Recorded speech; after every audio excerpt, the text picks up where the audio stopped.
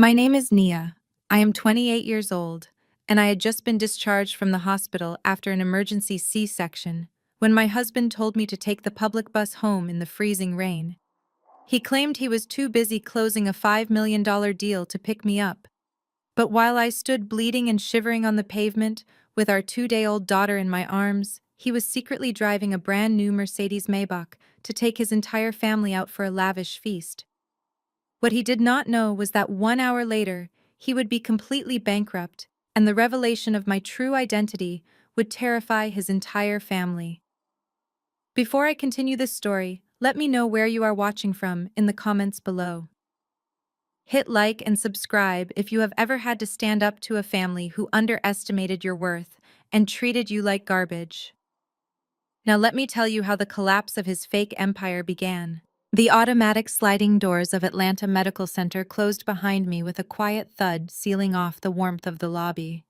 Instantly, the biting wind of a harsh November morning cut through my thin sweatpants and the oversized jacket I had hastily thrown on. I shivered violently, my arms instinctively tightening around the small, fragile bundle resting against my chest. My daughter Maya was barely 48 hours old. She was wrapped in a standard-issue hospital blanket, sleeping peacefully, completely unaware of the turmoil swirling around her mother. Every single step I took sent a searing, white-hot pain radiating from my abdomen. The emergency C-section had left me physically wrecked, and the doctors had strictly instructed me not to lift anything heavy or strain myself. The discharging nurse had kindly offered to wheel me all the way to the passenger side of my husband's car. I had politely declined, assuring her with a bright, convincing smile that DeAndre was waiting just outside the drop-off zone. I had been so sure he would be there. I had texted him 3 hours ago when the doctor signed my release papers. He had replied with a quick thumbs-up emoji. But as I stood on the concrete curb, scanning the endless sea of vehicles idling in the passenger pickup area, there was no sign of him. I shifted my weight, wincing as a fresh wave of agony washed over my incision. The cold wind was merciless. It whipped my uncombed hair across my face and chilled my bones. 10 minutes passed, then 20. The heavy hospital bag slung over my shoulder felt like it was filled with lead, dragging me down, pulling at my stitches. Other mothers were being wheeled out, greeted by beaming husbands holding balloons and car seats, eagerly helping their new families into warm vehicles. I stood alone, a stark contrast to the joy surrounding me. My hands were trembling so badly I could barely unlock my phone. I dialed DeAndre's number. It rang 4 times before going to voicemail. I dialed again, and again. On the 5th attempt, the line finally clicked open. Instead of the apologetic voice of a rushing husband, my ear was flooded with a chaotic symphony of noise. Upbeat jazz music was blaring in the background. I could hear the distinct crisp clinking of crystal champagne flutes and roaring laughter. Above it all, I heard the shrill, obnoxious cackle of my sister-in-law, Keisha. "Hello," DeAndre snapped, his voice tight with irritation as if I were a telemarketer interrupting his day. "What is it, Nia? I am in the middle of something extremely important right now." "DeAndre, where are you?" I asked, my voice cracking as a gust of wind made me hunch over to protect Maya. "I have been standing outside the hospital lobby for almost half an hour. It is freezing out here. My stitches hurt. I need you to come get us." A heavy sigh echoed through the phone, followed by the sound of him covering the receiver, though not well enough. I heard him mutter to someone nearby, "Giving me 1 second, she is being dramatic again." When he spoke to me next, his tone was dripping with condescension. "Nia, we talked about this. I told you today was a massive day for the company. I am sitting at a table right now closing a $5 million deal with top-tier investors. You know how hard I have been grinding to secure this funding? I am building our future, and you are nagging me about a ride." I squeezed my eyes shut, trying to hold back the hot tears of frustration that threatened to spill over my freezing cheeks. "DeAndre, I just had major surgery. I am holding our newborn daughter in the freezing cold. You promised you would be here at 10 in the morning. If you could not make it, why did you not just tell me so I could make other arrangements?" "Look, I lost track of time, okay?" he replied defensively, The world does not revolve around you just because you gave birth. Women have babies every single day. Stop acting like you are the first person to ever do it. Just call an Uber and go home. I will see you tonight. I pulled the phone slightly away from my ear, staring at the screen in disbelief. Did he really just say that to me? I took a deep, shaky breath, trying to keep my voice steady. DeAndre. I cannot call an Uber. My debit card was declined at the cafeteria yesterday, remember? I transferred all my freelance money into our joint savings account so we could pay the hospital bills. I do not have access to the credit cards. You have to send a car for me. Use your business account. I cannot do that, he snapped instantly. The corporate card is maxed out until this deal closes. I have to keep my liquidity high for the investors. Just take the city bus. The stop is literally right around the corner from the hospital. It is a straight shot to our apartment. It builds character, Nia. Stop being so incredibly needy. Take the bus. 2 days after my stomach was sliced open, with a newborn baby.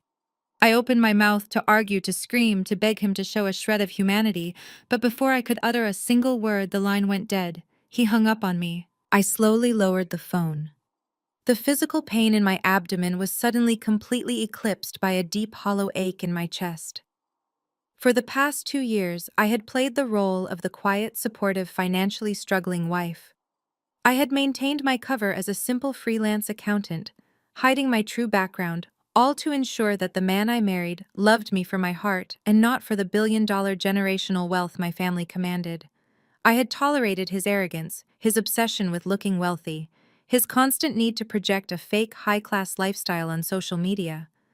I had even tolerated his disrespectful, snobby family who constantly looked down on me because they thought I was a poor orphan. I had endured all of it because I believed that deep down DeAndre loved me.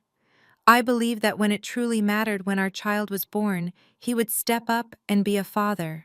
Standing there on the freezing pavement, the bitter truth finally shattered my carefully constructed illusion.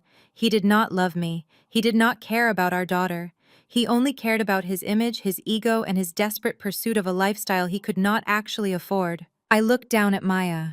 She stirred slightly in her blankets, letting out a tiny, soft sigh. A protective fire ignited in my blood, burning away the cold, burning away the sorrow, leaving only a sharp, razor-focused clarity. Suddenly, my phone vibrated in my hand. It was an automated text message from our bank.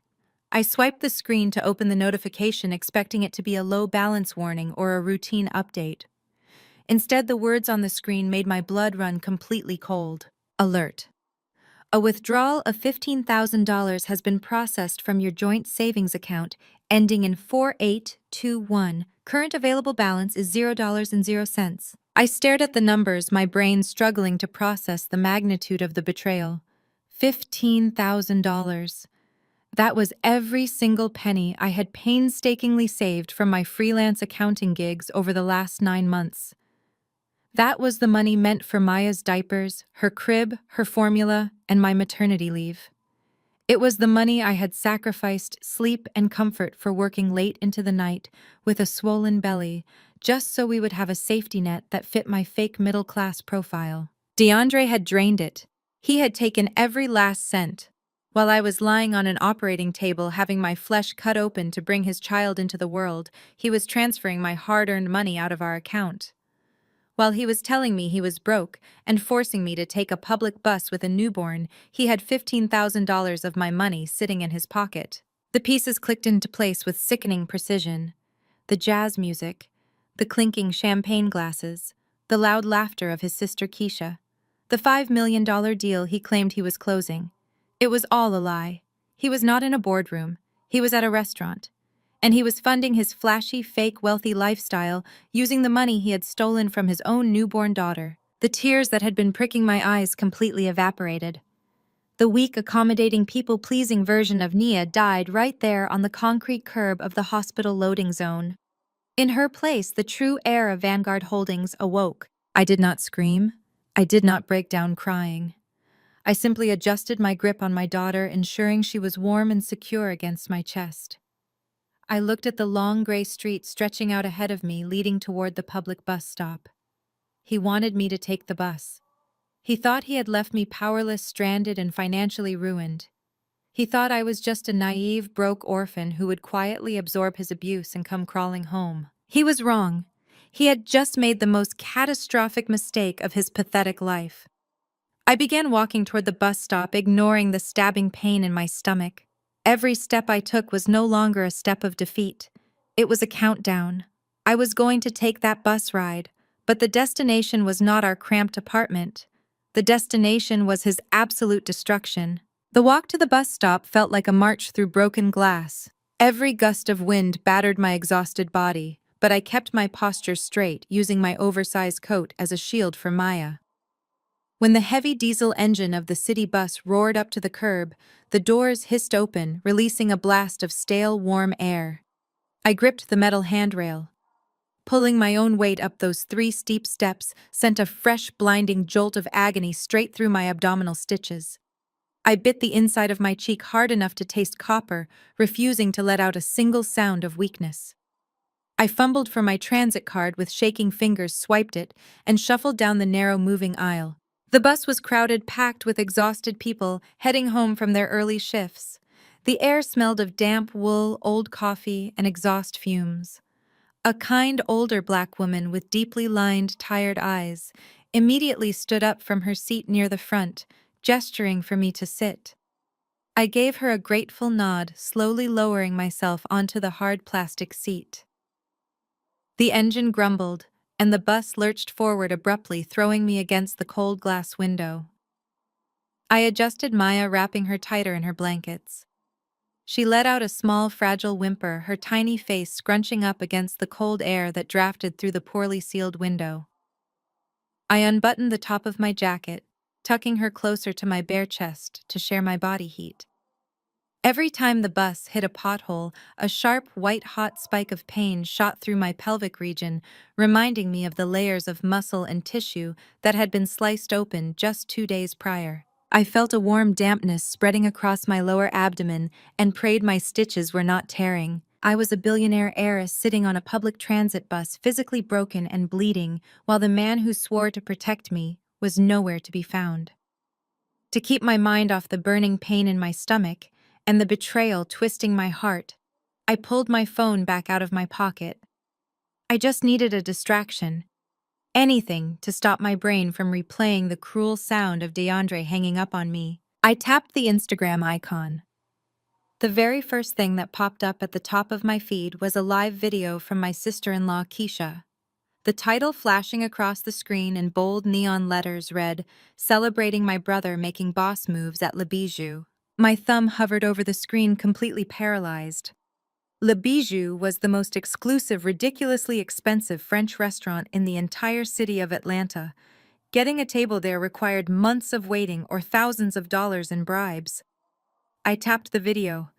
Instantly, the screen filled with the bright, flashing lights of Keisha holding her phone up high, capturing the entire private VIP dining room. "Oh, we are doing it big today, y'all," Keisha yelled into the camera, her lips glossed and her edges laid perfectly. "We only do luxury in this family.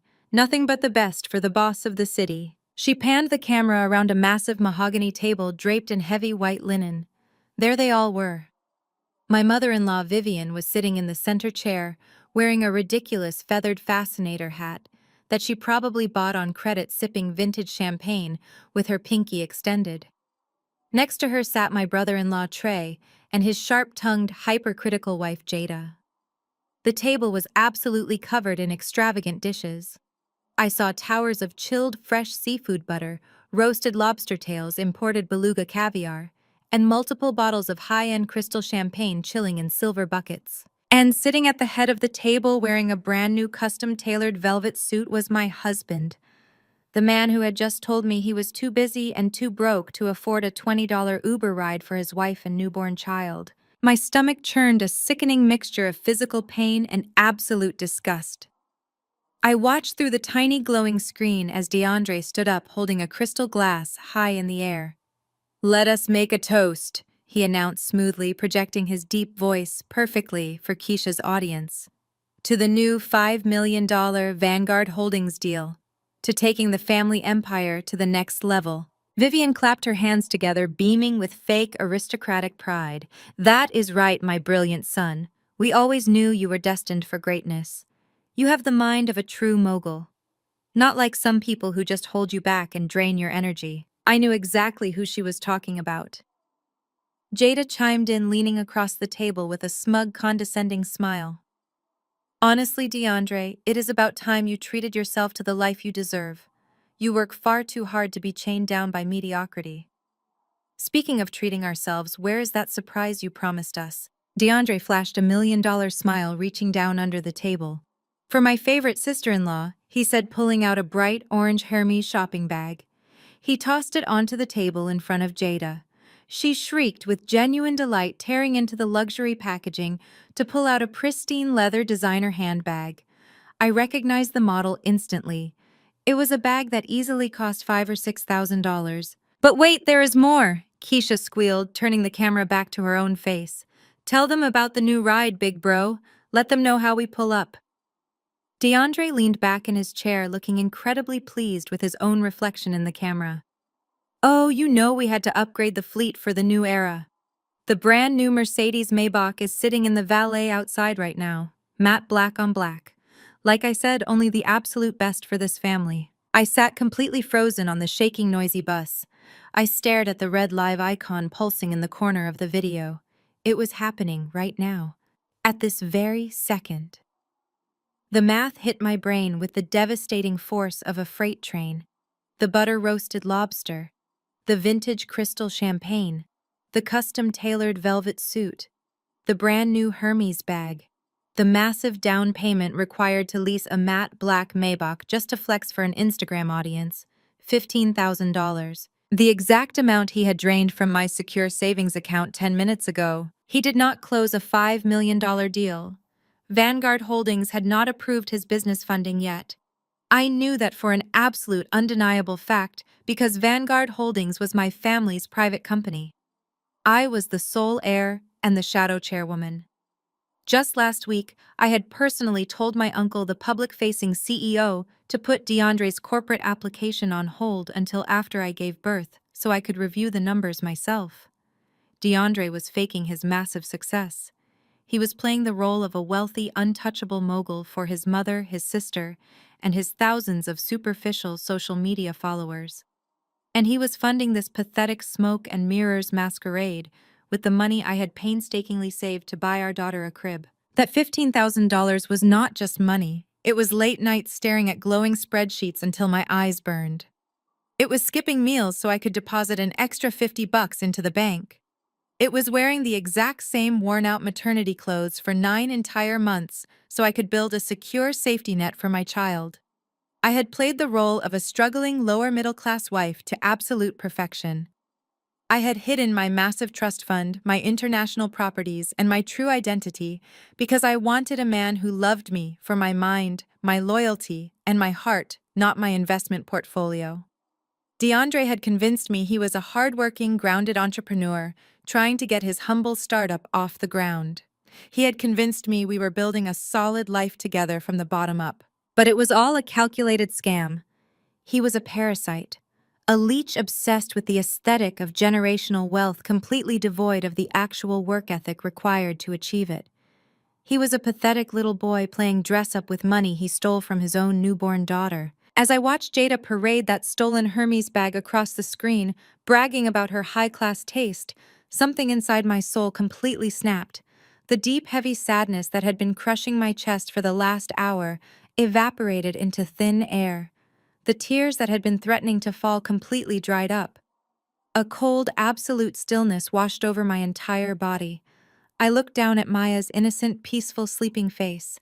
She deserved a strong father. But she did not deserve a thief.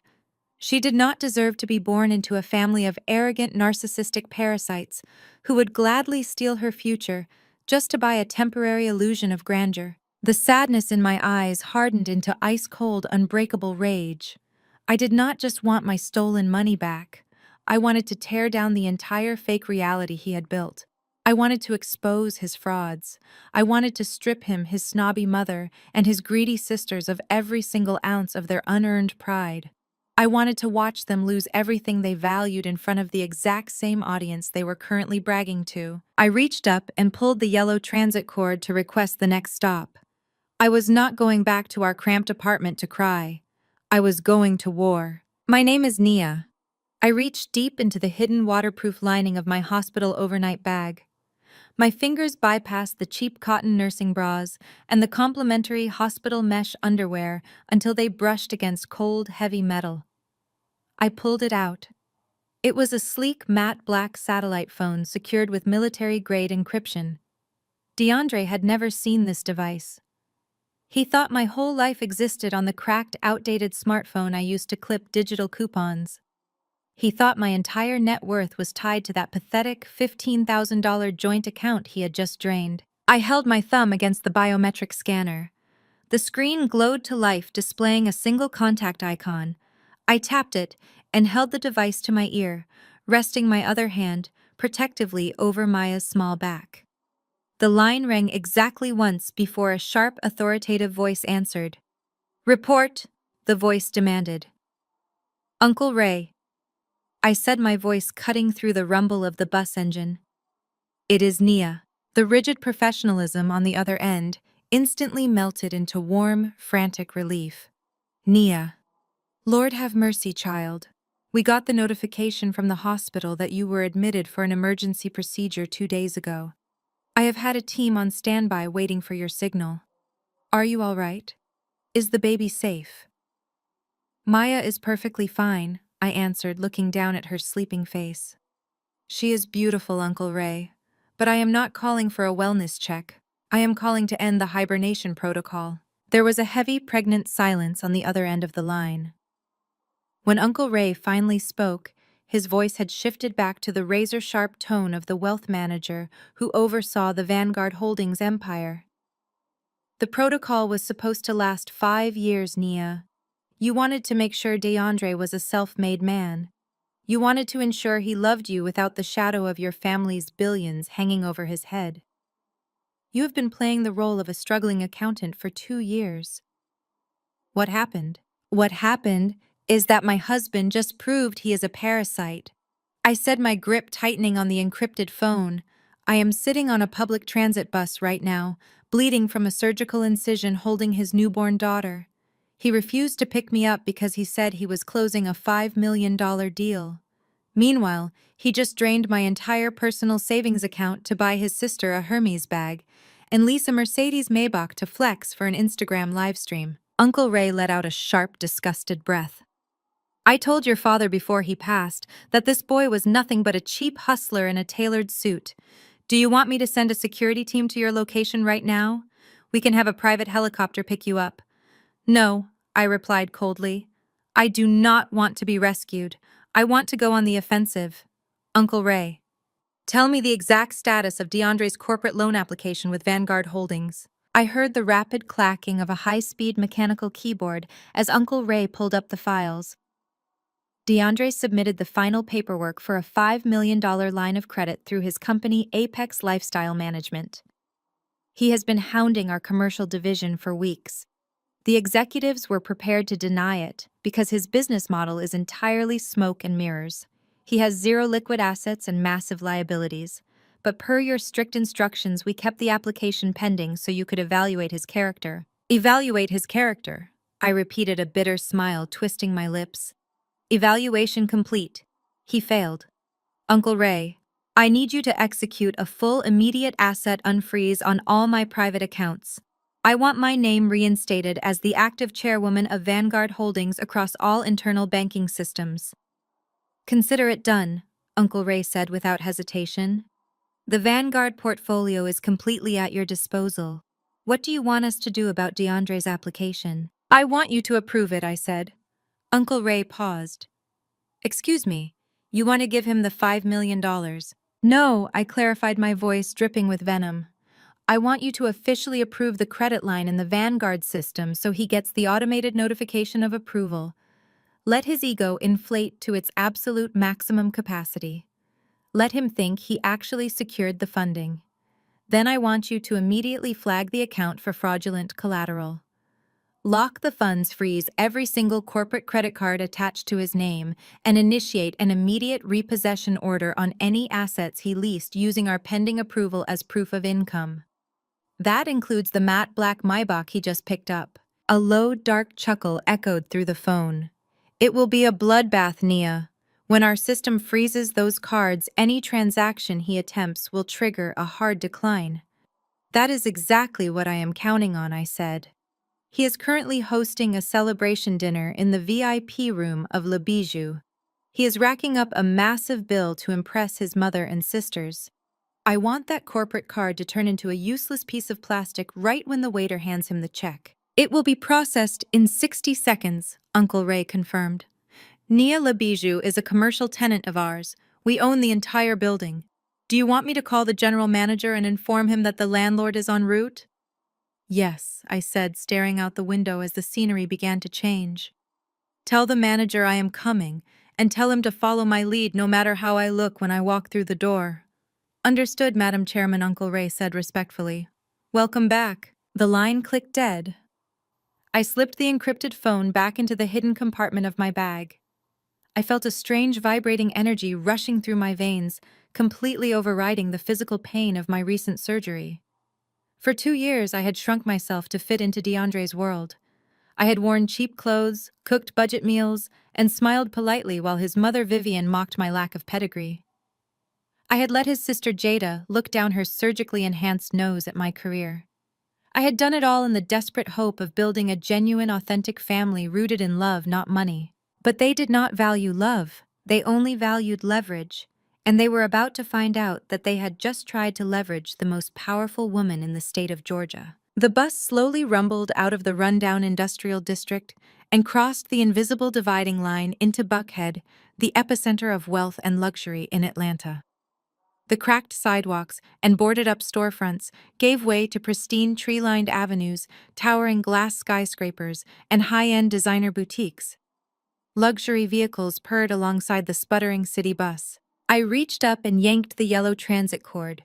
The automated voice announced the next stop, located right in the heart of the luxury dining district. The bus hissed to a halt at the curb. I gathered my heavy hospital bag, secured Maya tightly against my chest, and carefully navigated the steep steps down to the pavement. The afternoon air was crisp and biting, but I did not feel the cold anymore. I stood on the sidewalk and looked directly across the street. There it was, Le Bijou. The restaurant was a stunning architectural masterpiece of imported white marble gold accents and massive arched windows. A fleet of exotic cars was parked aggressively around the velvet-roped entrance. Right at the very front of the VIP parking zone sat DeAndre's brand-new matte black Mercedes Maybach gleaming arrogantly in the sunlight. I crossed the street, my cheap hospital-issued grip socks squeaking slightly inside my worn-out sneakers. As I approached the entrance, the valets in their crisp, tailored uniforms stopped what they were doing and stared at me. I looked like a disaster. My hair was tied in a messy, unwashed bun. My oversized gray sweatpants were stained.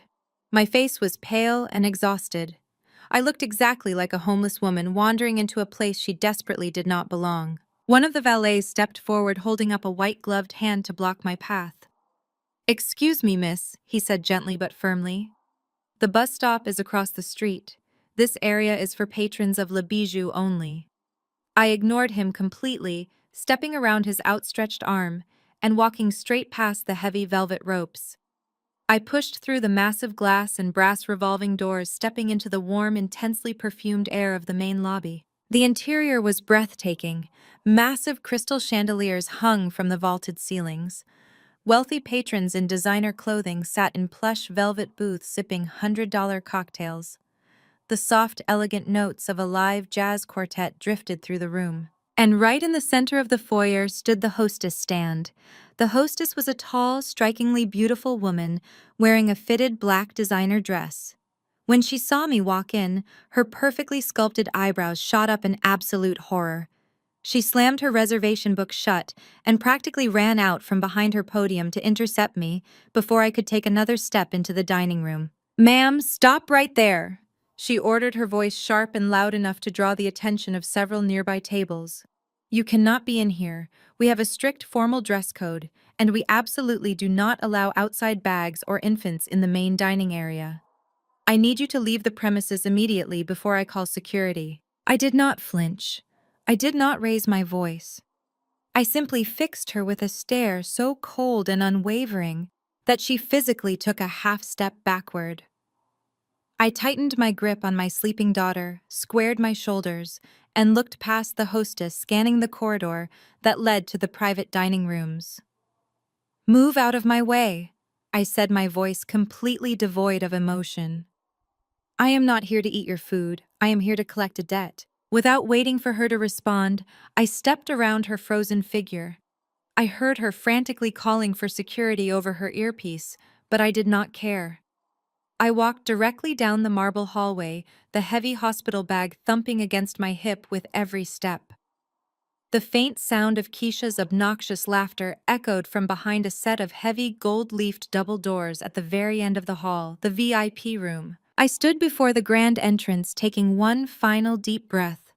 The naive, accommodating wife who had stepped onto that city bus was officially dead.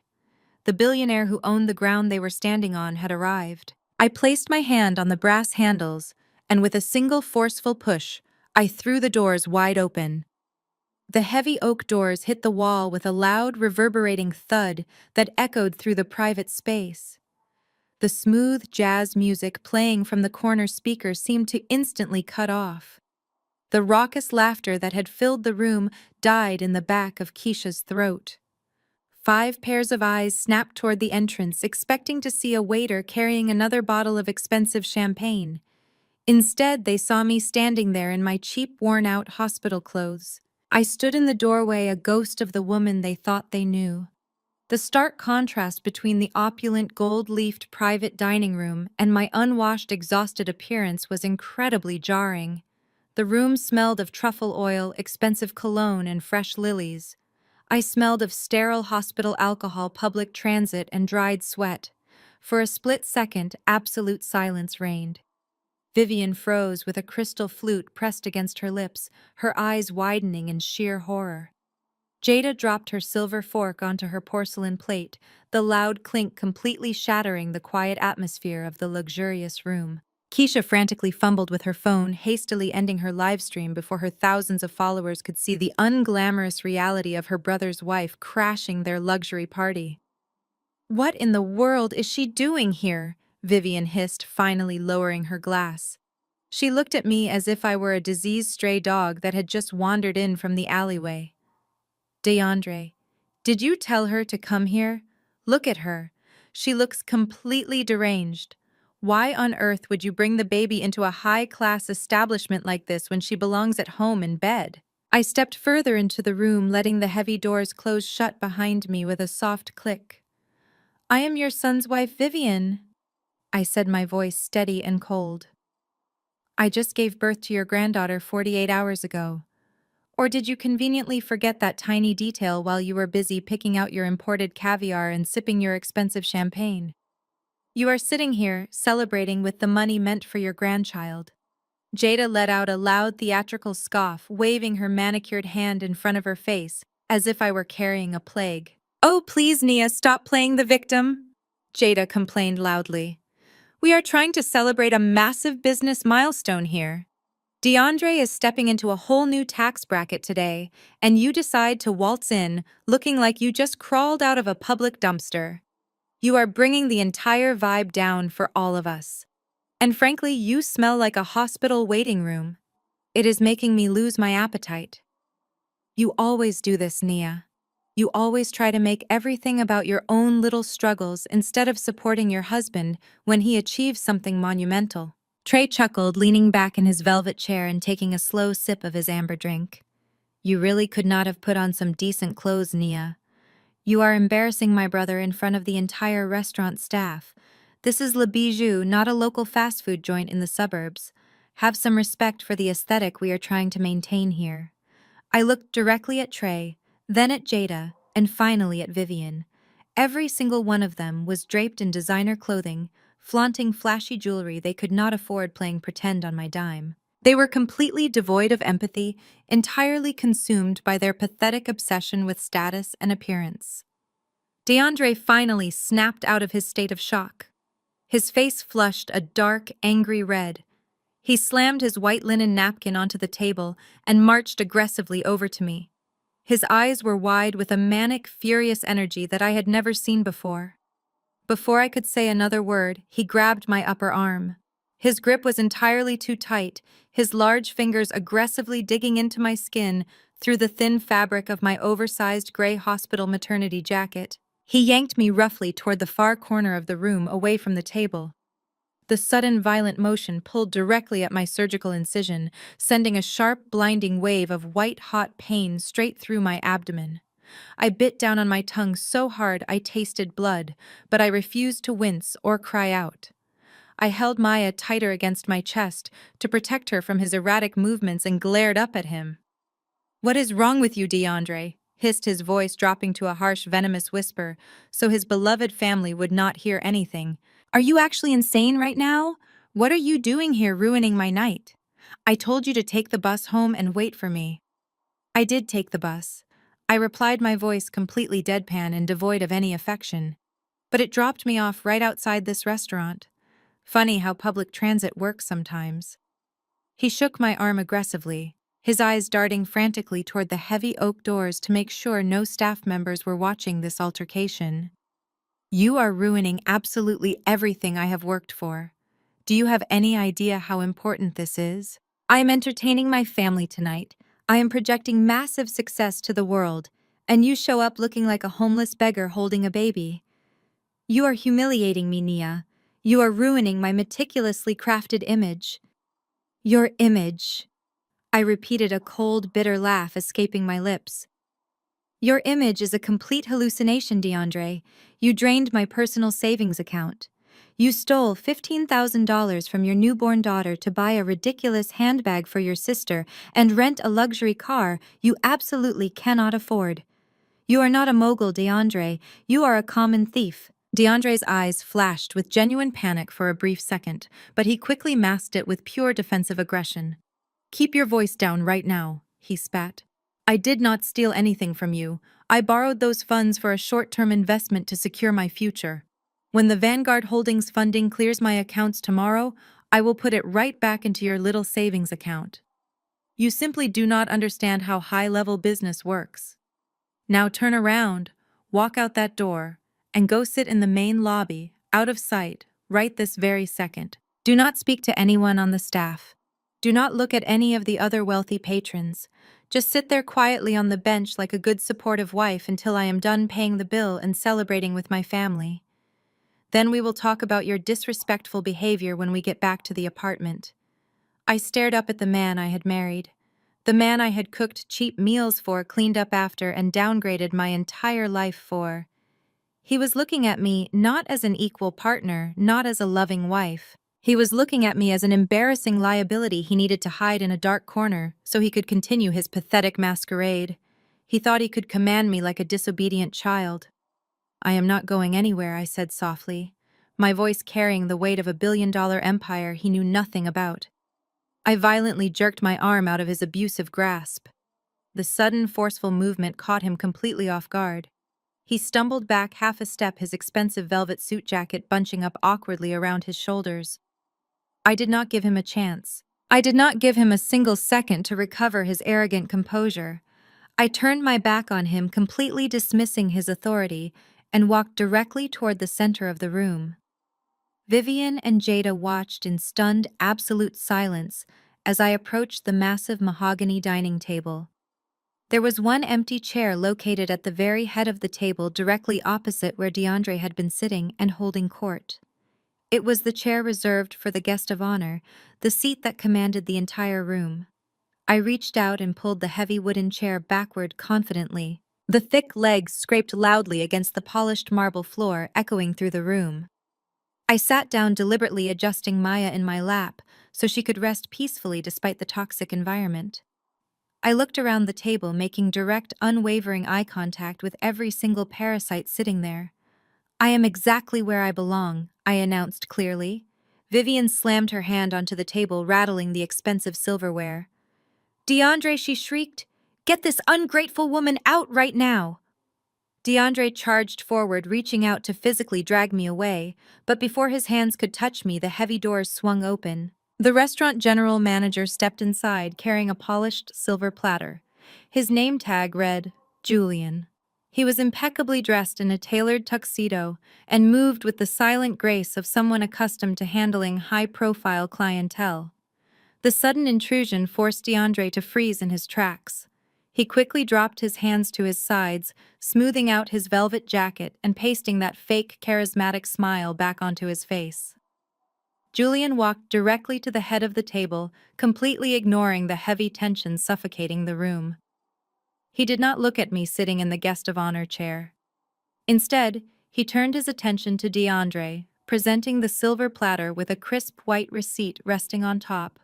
"I hope the celebration was to your standard," Sir Julian said, his voice perfectly polite. "Whenever you are ready." DeAndre let out a loud, arrogant laugh that sounded entirely forced. He shot me a venomous glare before turning back to his family, spreading his arms wide. "Well, family, I suppose it is time to pay the piper," he announced loudly, ensuring everyone in the room was focused on him. "Let us see how much damage we did tonight." He picked up the receipt and let out a low whistle, shaking his head in mock disbelief. $18,000. He chuckled, waving the slip of paper in the air. A drop in the bucket for Apex Lifestyle Management, but definitely a solid dinner. Vivian gasped, pressing a hand to her chest. $18,000, DeAndre. She breathed, her eyes wide with greedy admiration. "Oh my goodness, you really did spoil us tonight. I have never seen a bill that high in my entire life. You are truly walking in your season of financial blessing." Jada leaned over to look at the receipt, her eyes scanning the itemized list with blatant greed. "That is what happens when you order 4 bottles of the vintage Dom Perignon imported beluga caviar and the gold leaf Wagyu steaks," she said, sounding incredibly smug. "You cannot put a price tag on luxury, Vivian. This is just the new normal for our family." DeAndre smirked, reaching into the inner pocket of his suit jacket. He pulled out a sleek, heavy metal credit card. It was a matte black corporate card, the kind that screamed unlimited spending power to anyone who did not know better. He tossed it onto the silver platter with a loud metallic clink. "Put it on the company tab," Julian DeAndre said, waving his hand dismissively. "And go ahead and add a straight 20% gratuity for your team. You guys did a fantastic job keeping the champagne flowing all night." Julian bowed his head slightly and picked up the platter. "Right away, sir," he said, turning on his heel and walking over to the discreet payment terminal located on the mahogany sideboard near the door. The room fell into an awkward silence. DeAndre stood near the head of the table, glaring down at me. He leaned in close, his voice dropping to a harsh whisper. "See that, Nia," he sneered. $18,000 without batting an eye. That is the level I am operating on. When we get home, you are going to pack your bags and go stay with whatever distant relatives you have left. I am not letting your poverty mindset drag my empire down anymore." I did not respond. I simply reached across the table, picked up a crystal glass filled with sparkling water, and took a slow, deliberate sip. A sharp electronic beep echoed from the payment terminal. Julian stood at the sideboard, staring at the small digital screen. He frowned slightly, pressing a few buttons. Another sharp beep rang out. Julian picked up the heavy metal card and walked back to the table, his professional demeanor completely unchanged, but his eyes betraying a hint of discomfort. "I am incredibly sorry," Sir Julian said, holding the card out to DeAndre. "It appears this card has been declined." The smug smile vanished from DeAndre's face instantly. He snatched the card from Julian's hand, his face flushing a deep shade of crimson. "Declined," he repeated, his voice rising in volume. "That is completely impossible. There is a $5 million line of credit attached to that account. Your machine must be broken. Run it again right now." "I have already attempted the transaction twice," Sir Julian replied calmly. "The terminal is communicating perfectly with the merchant bank. The issuer has placed a hard freeze on the account." DeAndre cursed under his breath, his hands shaking slightly as he pulled his designer wallet back out. "Fine," he snapped. Fraud protection probably flagged it because it is an unusually high dinner bill. It happens all the time to high net worth individuals when they spend big. He pulled out a second credit card, a gold business platinum card, and shoved it into Julian's hand. Try this one. It is tied to my secondary operating account. Julian took the card and walked back to the terminal. The silence in the room was no longer awkward. It was suffocating. Vivian shifted uncomfortably in her chair, her feathered fascinator trembling slightly as she looked around the room. Jada pulled her new Hermes bag closer to her chest, her eyes darting nervously between DeAndre and the waiter. Trey cleared his throat, taking a slow sip of his water, looking suddenly very interested in the table linens. Keisha stopped adjusting her hair and stared blankly at her brother. Beep! The sound cut through the room like a physical blow. Julian returned holding the gold card. I apologize, sir, he said, his tone growing slightly more rigid. This card has also been declined. The issuer indicates the account has been entirely suspended. What are you talking about? DeAndre yelled, slamming his hand onto the table so hard the silverware rattled against the plates. Suspended. That is a lie. You are trying to embarrass me in front of my family. I am a VIP client. Do you know who I am?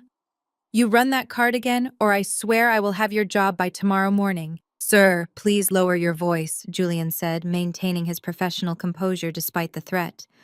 I assure you the issue is not with our equipment. I am simply relaying the message directly from your financial institution. DeAndre was sweating now. Tiny beads of moisture gathered on his forehead, shining under the crystal chandelier. He frantically dug into his wallet, pulling out a third card, a standard personal credit card.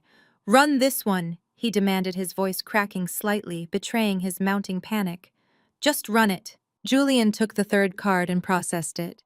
A third and final beep echoed through the room, sealing his fate. Declined, Julian said, setting the card back on the silver platter and pushing it toward DeAndre. All three of your accounts are locked, sir. If you are unable to provide a valid form of payment immediately, I will be forced to involve restaurant security and contact the local authorities regarding a theft of services. Vivian gasped out loud, clutching her chest as if she were having an actual heart attack. DeAndre, what is happening? She cried, her voice thick with genuine terror. Why are your cards not working? We cannot go to jail over a dinner bill. I am a respected member of the church community. Jada looked completely horrified, all her previous arrogance vanishing into thin air. DeAndre, you told us the business was booming, she snapped, her sharp tone turning accusing. You told us you just secured massive funding. Why are your accounts suspended? Do you actually have the money to pay for this, or did you just drag us into a massive scam? DeAndre looked like a trapped animal. He stared at the useless plastic cards on the silver platter, breathing heavily, completely unable to comprehend how his perfectly constructed reality was collapsing around him in a matter of seconds. He looked up at Julian, his eyes wide with desperate rage. This is a mistake, he stammered, wiping the sweat from his brow. My company is backed by Vanguard Holdings. They just approved my commercial funding today. There is no way my accounts are frozen. There has to be a glitch in the banking system. I set my crystal glass of sparkling water down on the table. The soft clink of the glass against the marble drew every single eye in the room directly to me. I leaned back comfortably in the guest of honor chair, resting my hands protectively over Maya. They are not making a mistake, DeAndre, I said, my voice slicing through the panicked chaos like a sharpened blade. Your corporate accounts are frozen because Vanguard Holdings just completely pulled your $5 million line of credit. The entire room went dead silent. Nobody breathed. Nobody moved. DeAndre stared at me, his jaw practically hitting the floor, his eyes bulging out of his head. Vivian and Jada looked at me as if I had just grown a second head.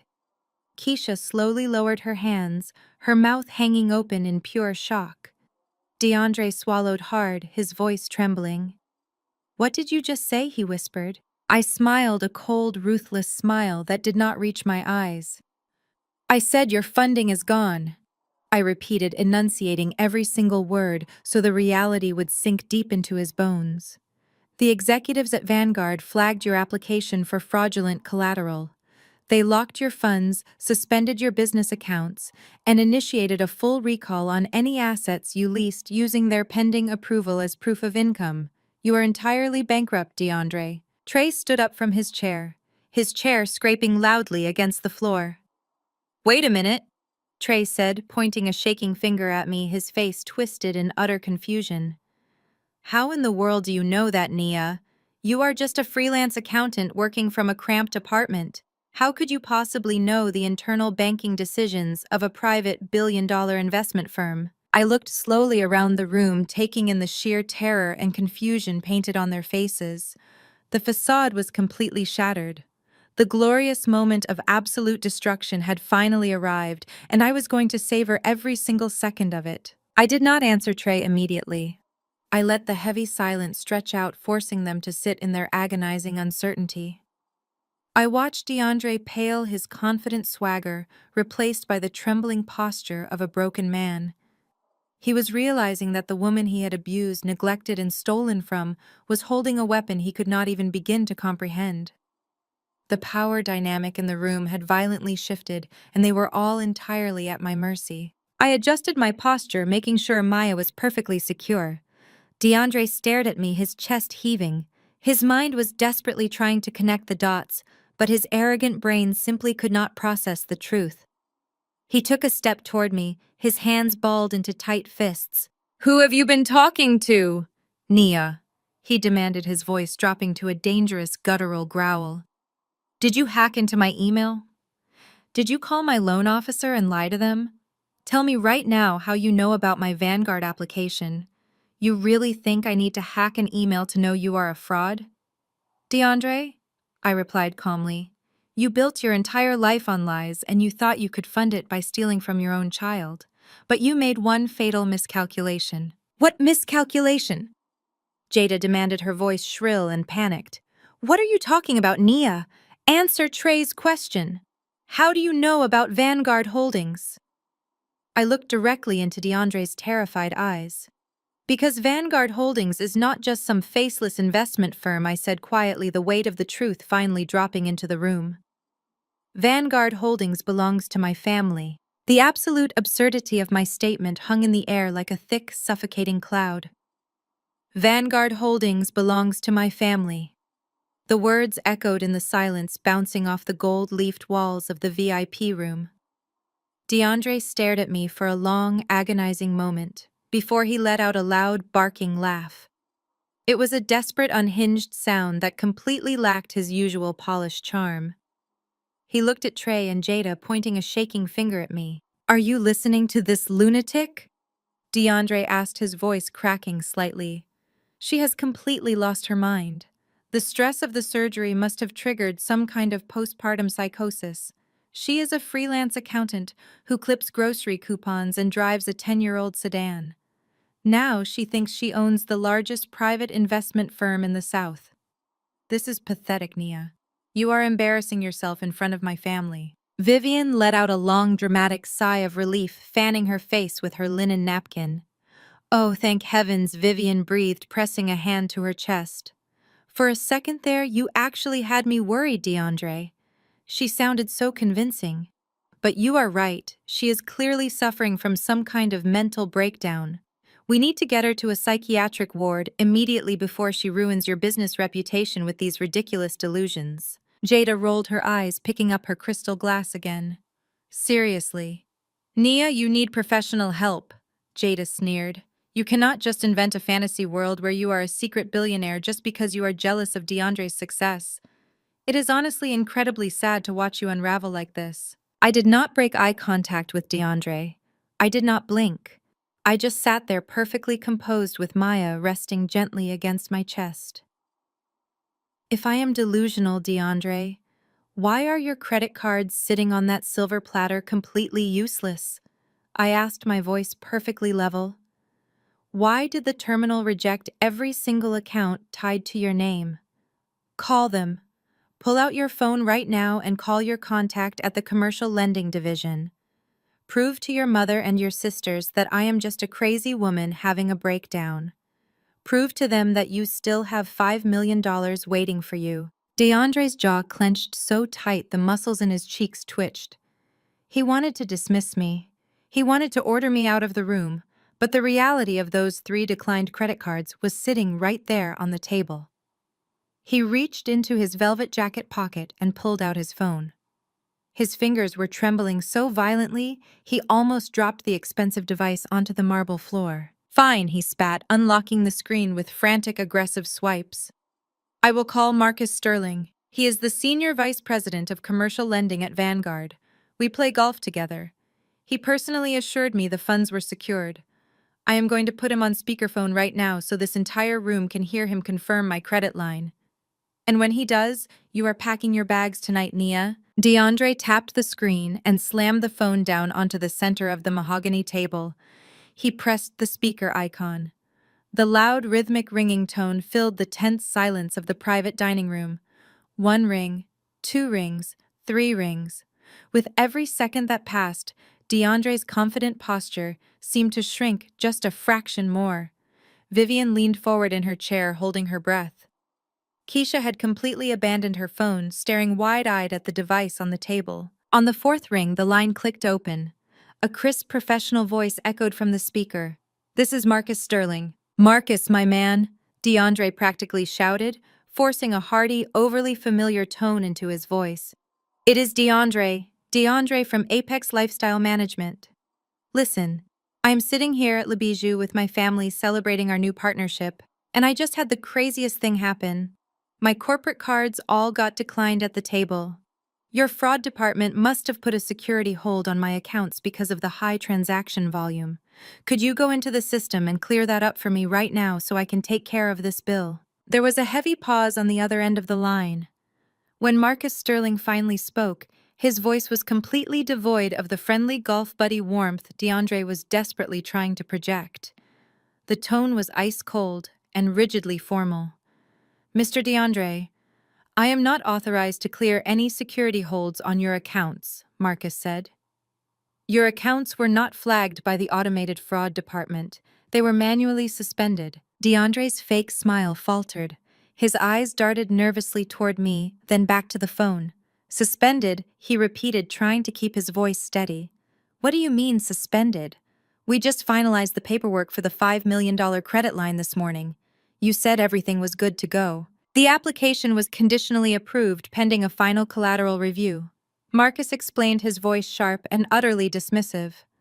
"Upon that final review, our internal audit team discovered massive discrepancies in your financial disclosures. You utilized unverified assets as collateral and attempted to leverage our pending approval letter to secure luxury vehicle leases through third-party vendors. That constitutes fraudulent financial behavior, Mr. DeAndre." The color completely drained from DeAndre's face. Vivian gasped loudly, covering her mouth with both hands. Trey sat up straight, his eyes wide with sudden realization that his brother was not a successful businessman at all. "That is a misunderstanding," DeAndre stammered, desperately leaning closer to the phone.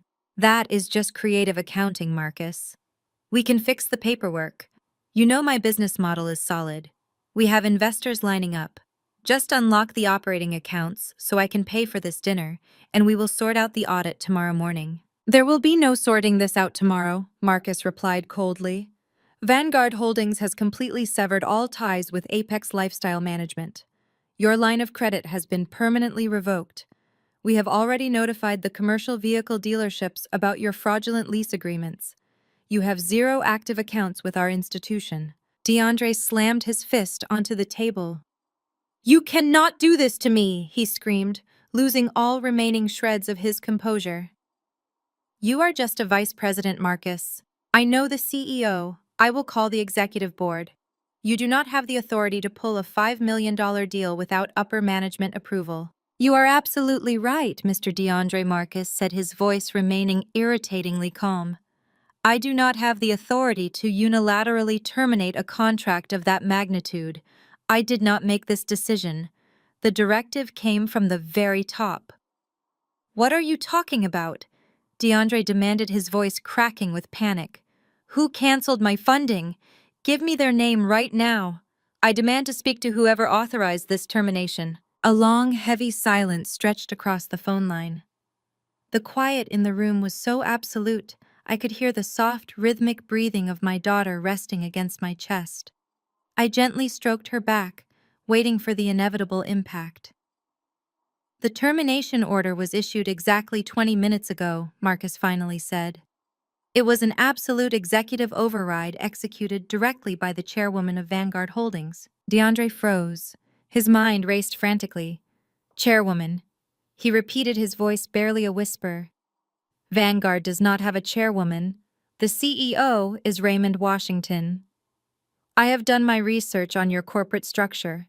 There is no woman running that company. Who the hell is the chairwoman? There was another brief pause. I believe you already know her, Mr. DeAndre, Marcus said. In fact, according to the location tracker on the executive security protocol, she is currently sitting right in front of you. The line went dead.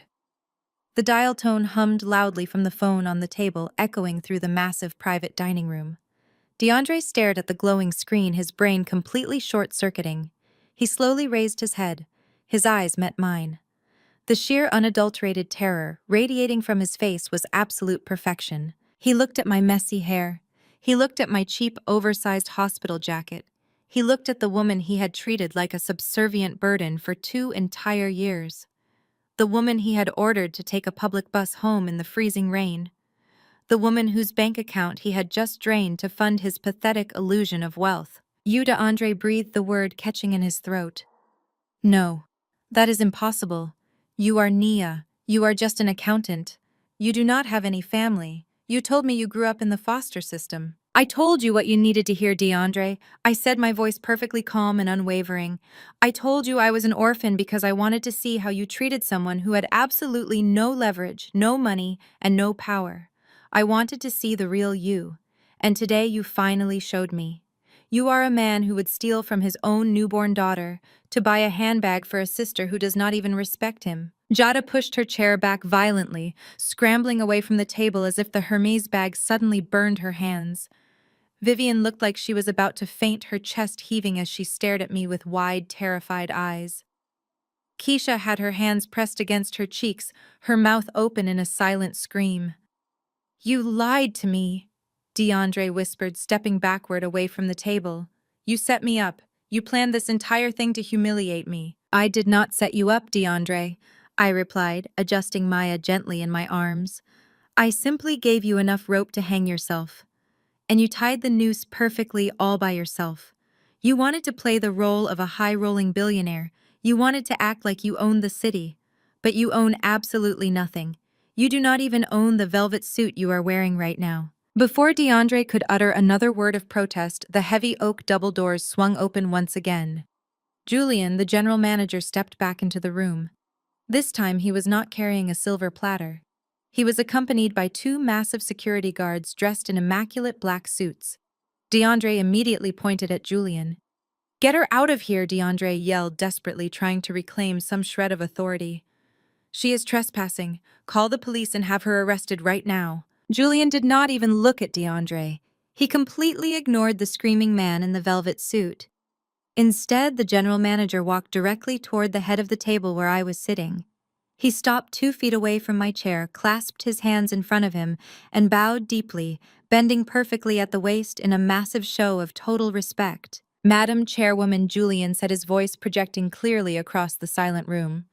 Please accept my deepest apologies for the earlier confusion at the front desk. The hostess has been severely reprimanded for failing to recognize you. I nodded slowly, acknowledging his apology. It is quite all right, Julian, I said softly. I am not dressed in my usual business attire today. I appreciate you handling the situation promptly. Of course, ma'am, Julian said, standing up straight.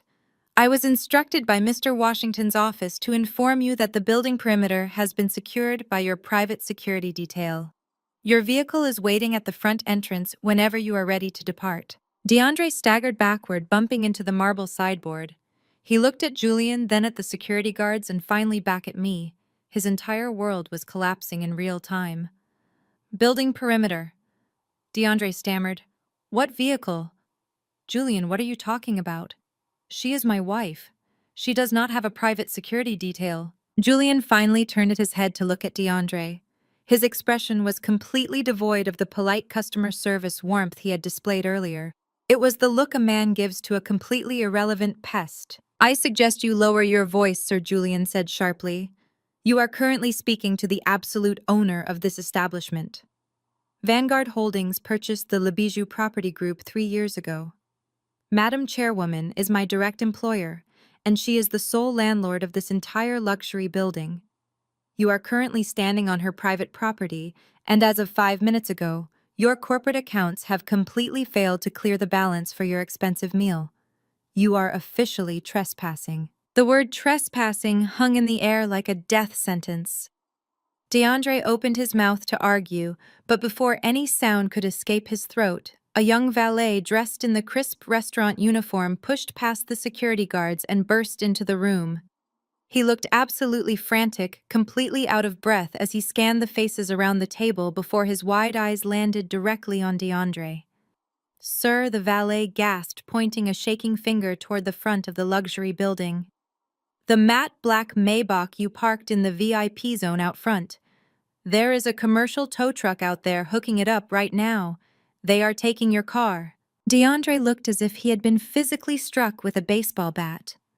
What he yelled, his voice cracking into a high-pitched, desperate shriek. "Who is taking my car? Call the police right now. Stop them. Tell them I am a VIP guest." The valet shook his head, taking a nervous step backward away from the screaming man. "I tried to stop them, sir, but the tow truck driver showed me the legal paperwork. It is an immediate bank-ordered repossession. They have the legal title, and they are actively pulling your vehicle onto the flatbed as we speak. There is absolutely nothing our staff can do to stop a legal seizure." DeAndre spun around and glared at me, his chest heaving with desperate, frantic breaths. "Did you do this?" he demanded, pointing a trembling finger at my face. "You are stealing my car. You are ruining my life." "I am not stealing anything, DeAndre," I replied, my voice perfectly calm and completely devoid of any sympathy. "I am simply reclaiming stolen property. You leased that $400,000 vehicle using Vanguard Holdings' conditional approval letter as your primary proof of income and collateral. When I permanently revoked your business funding 10 minutes ago, the commercial dealership was automatically notified that your financial backing was entirely fraudulent. They dispatched the repo truck immediately to secure their asset. You do not own that Maybach, DeAndre. You never did. You just rented it to take pictures for your sister to post on the internet so you could pretend to be a mogul." Keisha let out a loud, dramatic wail, burying her face in her hands. "This is so embarrassing," she cried, her voice muffled by her acrylic nails. "My followers just saw that car on my live stream. Everyone on my timeline thinks we are incredibly rich and successful. What am I supposed to tell them when they ask where the car went?" "You can tell them you are a pathetic fraud, just like your brother Jada," snapped, turning on Keisha with vicious lightning speed. The facade of unshakable family loyalty was dissolving into thin air right before my very eyes. Jada glared at DeAndre, her face twisted in absolute disgust and fury. "You dragged us all down here to celebrate your fake empire, and now we are sitting in a private dining room with an $18,000 bill we absolutely cannot pay. How are we supposed to leave this restaurant, DeAndre? We do not have a ride, and we do not have a single dollar to our names." Julian stepped forward smoothly, gesturing toward the polished silver platter that still held DeAndre's 3 useless declined credit cards. "That is indeed the most pressing question," Madam Julian said, addressing Jada before turning his sharp, unyielding gaze back to DeAndre. "The balance for the gourmet food, the vintage champagne, and the exclusive room rental remains completely outstanding. If a valid form of payment is not presented within the next 5 minutes, my security team will permanently lock the doors and the local police will be dispatched to arrest everyone sitting at this table for grand theft of services." Vivian shrieked loudly, clutching the edge of the mahogany table as if the floor were falling out from beneath her. Arrested, she gasped, her eyes wide with sheer, unadulterated terror. "I am the head of the community church choir. I have a pristine reputation in my neighborhood. I cannot go to a federal jail over a dinner bill. DeAndre, do something right now. Call one of your wealthy investor friends. Call anyone who can bail us out of this disaster." I do not have anyone to call. DeAndre admitted, his voice breaking into a pathetic, miserable whimper. His broad shoulders slumped forward, and all the arrogant swagger he had walked into the room with was completely gone. He was nothing but a terrified little boy staring directly down the barrel of his own disastrous consequences. I am broke, Mom. The Apex Company accounts are completely empty. I have nothing left. Trey jumped up from his velvet chair, knocking it backward onto the marble floor with a loud crash. Do not look at me, Trey yelled, holding his hands up defensively and backing away from his brother. I am not going down for this scam. I just came here to eat dinner. I did not order the vintage champagne or the imported caviar. DeAndre ordered all of it. Arrest him. Let the rest of us go home. I watched them turn on each other like a pack of starving wild wolves. It was a beautiful, poetic disaster, unfolding in real time. For 2 entire years, they had looked down on me, treating me like a worthless peasant who was incredibly lucky to even be allowed in their majestic presence. Now they were entirely ready to throw their own blood relatives under the bus just to save their own skin. The loyalty they constantly bragged about was absolutely non-existent. I raised my hand slowly, signaling for Julian to pause his countdown. The room instantly fell completely silent as everyone looked at me, their eyes filled with desperate, pathetic hope. Julian, I said, adjusting Maya slightly as she shifted in her peaceful sleep. I do not want the police swarming my luxury restaurant tonight. It completely ruins the elegant ambiance for the high-paying customers out in the main dining room. I will personally cover the $18,000 deficit from my private Vanguard accounts. Vivian let out a massive, dramatic sigh of relief, pressing her hands together as if she were praying to me. Oh, Nia, thank the Lord. Vivian cried, her voice dripping with sudden, sickening sweetness. I knew you would not let your own family go to jail tonight. You have such a good, beautiful heart. We will pay you back every single penny, I promise you, on my life. I held up a single finger, stopping her mid-sentence. Do not ever call yourself my family again, Vivian. I said, my voice dropping to a low, icy register that sent a visible shiver down her spine. And I am absolutely not doing this as a favor to any of you. I am doing this strictly as a business transaction. Vanguard Holdings does not ever extend unsecured credit to individuals with a documented history of financial fraud. If I am paying this massive bill, I require immediate physical collateral of equal or greater value right here, right now. Collateral, DeAndre echoed, looking around the room frantically, his eyes darting from wall to wall. We do not have anything of value with us, Nia. We just brought ourselves. You have plenty of value currently attached to your bodies, I replied, my eyes slowly scanning the lavish designer outfits and sparkling accessories they had worn specifically to mock my poverty. Julian, please bring a secure bank deposit bag over to the table. Julian snapped his fingers sharply, and one of the massive security guards immediately stepped forward, pulling a thick tamper-proof canvas deposit bag from the inner pocket of his black suit jacket. He unzipped it loudly and held it open, standing directly next to the mahogany table. You want to leave this room without wearing steel handcuffs tonight? I said, leaning forward slightly, so they could hear every single word clearly. Then, you are going to empty your pockets and take off your expensive jewelry. Right now. What? Jada shrieked, clutching her chest in absolute horror. You cannot be serious right now, Nia. I am dead serious, Jada. I snapped, my patience completely evaporating into thin air. You are currently wearing a solid gold Rolex date, just that DeAndre bought you for your birthday last year. Drop it in the canvas bag. Vivian, take off those diamond earrings and that ridiculous imported pearl necklace. Trey, the heavy gold chain goes in the bag too. And Keisha, hand over the diamond Cartier bracelets. They all froze, entirely paralyzed, staring at me in absolute horror. The items I was demanding were their most prized possessions, the very symbols of the fake wealth they used to look down on others in their community. You cannot do this to us, Vivian cried, heavy tears streaming down her perfectly contoured face, ruining her expensive makeup. These are our highly personal items. You are maliciously humiliating us in front of these strangers. You maliciously humiliated yourselves! I shot back, my voice echoing loudly off the gold-leafed walls. You sat here drinking $1,000 champagne paid for with money your son deliberately stole from his own newborn baby. You want to act like high rollers in my city, then pay the damn bill. If the jewelry is not sitting at the bottom of that bag in exactly 60 seconds, Julian will make the call to the police dispatcher. The security guard pulled his phone from his pocket and hovered his thumb over the glowing screen. The threat was incredibly real, and every single person at the table knew it. Slowly, with shaking, defeated hands, Trey reached up to his neck and unclasped his heavy gold chain. He dropped it into the canvas bag with a muffled metallic clink. Vivian was sobbing openly now, her hands trembling so violently she could barely undo the backing of her diamond earrings. She tossed them into the bag, followed quickly by her pearl necklace. Keisha silently slid the expensive bracelets off her wrists, her face bright red with burning shame, and dropped them in without making eye contact. I turned my unrelenting gaze directly to Jada. She was clutching the brand new bright orange Hermes bag tightly to her chest, staring at me with pure, unadulterated venom.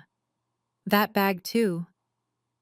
Jada, I said, pointing a finger directly at the luxury leather item. DeAndre bought it with the $15,000 he stole from my savings account this morning.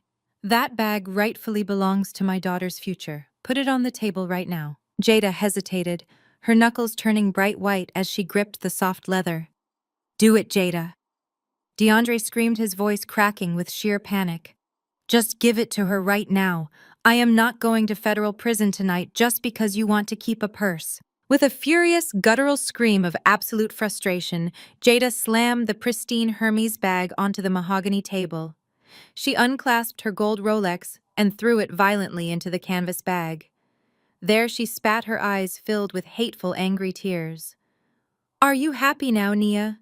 Are you completely satisfied with ruining our entire night? I looked down at the canvas bag filled with their precious status symbols, and then at the pristine luxury purse sitting on the table.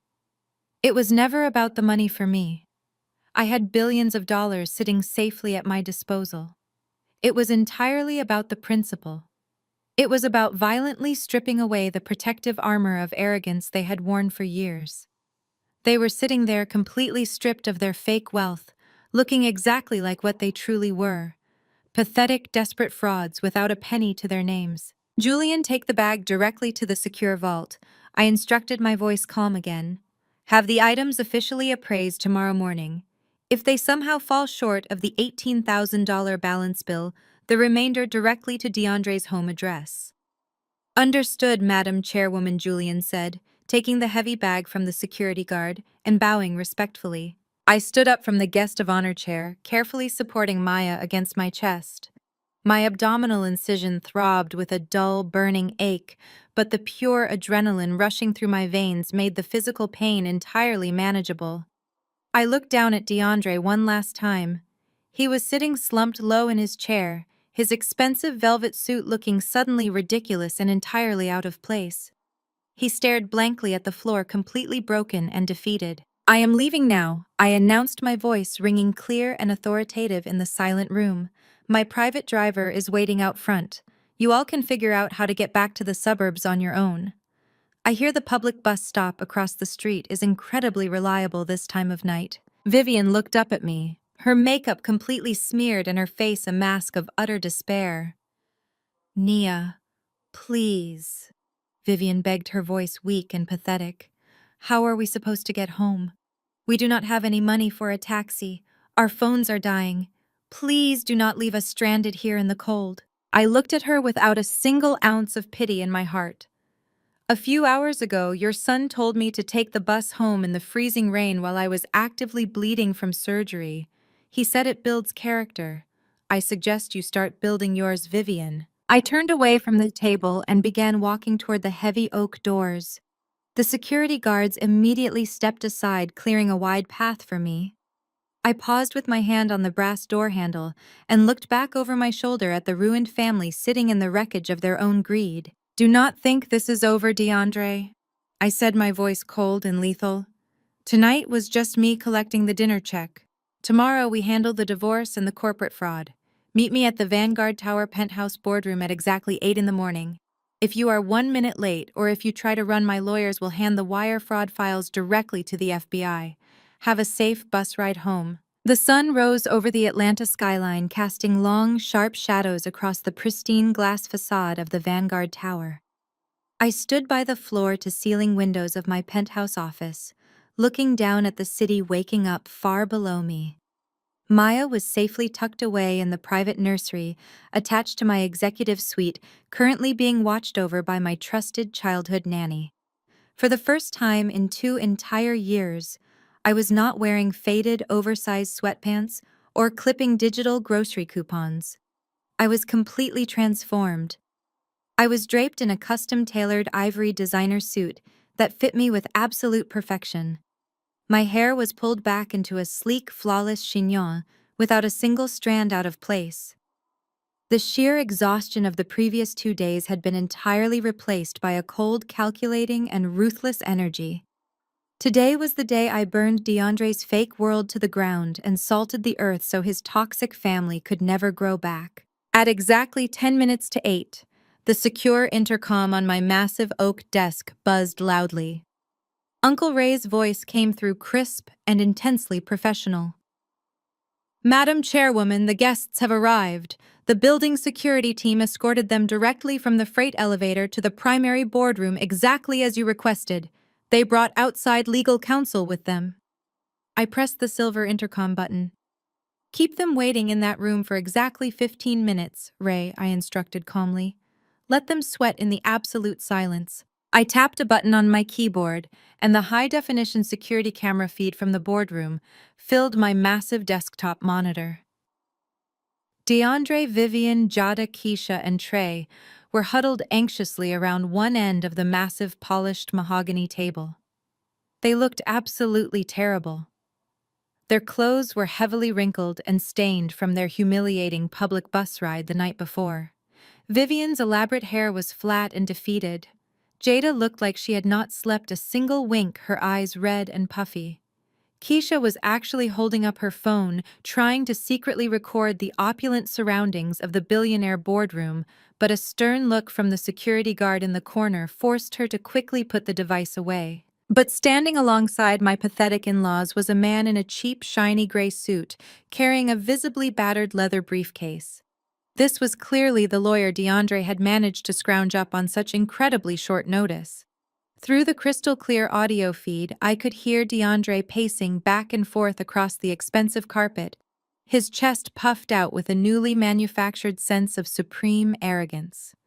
He had apparently spent the entire night convincing himself that he was not in danger, but rather on the absolute brink of hitting the ultimate financial jackpot. "Listen to me very closely," DeAndre said, pointing a firm finger at his exhausted mother. "Stop crying, Vivian, right now. We are not going to jail. We are going to be richer than we ever possibly imagined. Do you realize what actually happened last night? My wife just admitted in front of a dozen witnesses that she owns a billion-dollar private equity firm. We have been legally married for 2 years. Do you know what that means for us?" The sleazy lawyer chuckled loudly, leaning back against the expensive leather executive chair. "It means you just won the lottery, my friend," the lawyer said, his voice raspy and dripping with unearned arrogance. "The state of Georgia is an equitable distribution state. Assets acquired or appreciated during the exact course of a legal marriage are entirely subject to division. If her massive company grew by even a fraction of a single percent while you two were legally married, you are entitled to a massive piece of that pie. She cannot just kick you out on the street. You are her lawful husband. You have undeniable rights to her wealth." Jada perked up suddenly, her posture straightening as pure greed replaced her previous exhaustion. "Are you completely serious right now?" Jada asked, wiping her tired eyes and looking eagerly at the lawyer. "So DeAndre could actually take half of Vanguard Holdings today. We could literally own the building that the French restaurant is located in. We could fire that arrogant manager." "Exactly," DeAndre said, slapping his hand loudly onto the mahogany table. She thought she was being so incredibly smart last night, embarrassing us like that in front of the staff. She thought she was intimidating me, but all she actually did was expose her massive hidden assets to my legal team. I am going to walk out of this building today with hundreds of millions of dollars. I am going to force her to settle immediately, or I will drag her name through the mud in the most public, messy divorce trial this city has ever seen. The press will absolutely eat her alive. A secret billionaire hiding her massive wealth from her struggling, hard-working husband. It is a media goldmine, and she knows it. I watched his pathetic display of unearned confidence for a few more minutes before I reached over and turned off the monitor. It was time to end this ridiculous charade. I walked out of my private office, flanked by Uncle Ray and the three most ruthless, high-powered corporate attorneys in the entire state of Georgia. We walked down the silent, thickly carpeted hallway, our footsteps muffled, and pushed open the heavy double doors of the primary boardroom. The moment I stepped into the room, the entire dynamic completely and violently shifted. DeAndre's sleazy lawyer actually stopped talking mid-sentence and took a physical step backward, visibly intimidated by the sheer imposing presence of my elite legal team. DeAndre stared at me, his mouth opening and closing silently like a suffocating fish. I looked absolutely nothing like the tired, accommodating woman he had married and abused. I looked like power incarnate. The ivory suit, the flawless posture, the cold, dead eyes, I was every inch the billionaire chairwoman he had entirely underestimated. I did not say a single word of greeting to any of them. I walked directly to the head of the table, the seat of absolute unquestioned authority, and sat down gracefully.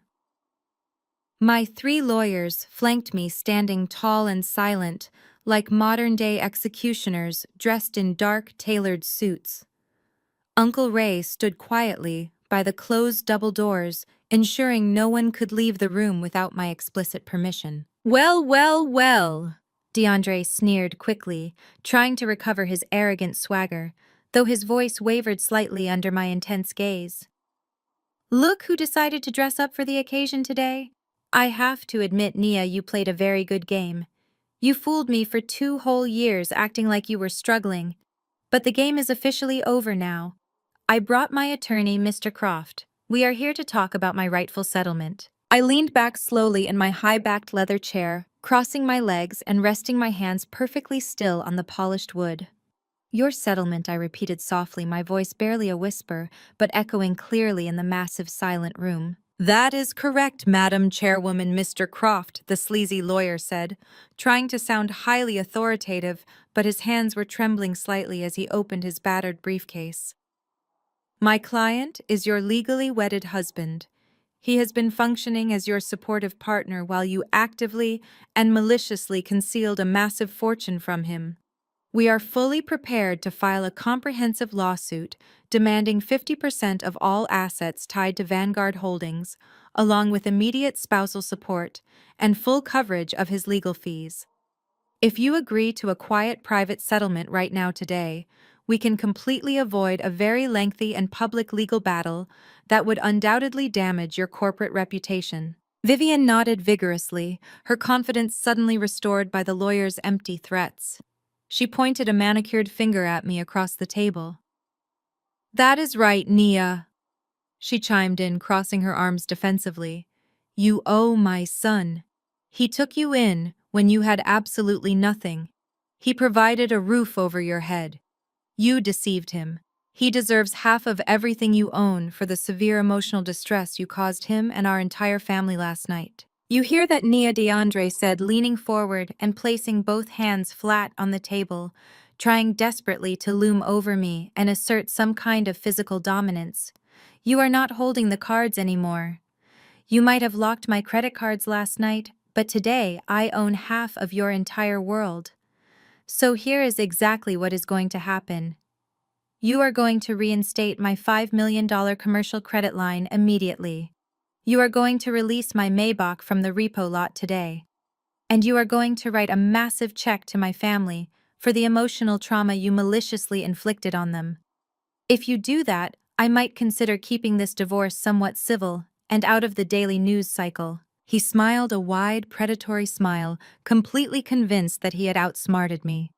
He truly believed his marital status was an unbreakable magical shield, protecting him from the consequences of his own disastrous actions. He thought he had successfully backed a billionaire into a tight corner. I looked at his smug, arrogant face. I looked at Vivian's greedy, desperate eyes. I looked at Jada, who was already silently calculating how many designer bags she could buy with DeAndre's upcoming settlement money. I did not raise my voice. I did not argue with their ridiculous legal theories. I did not even bother to defend myself against their pathetic accusations.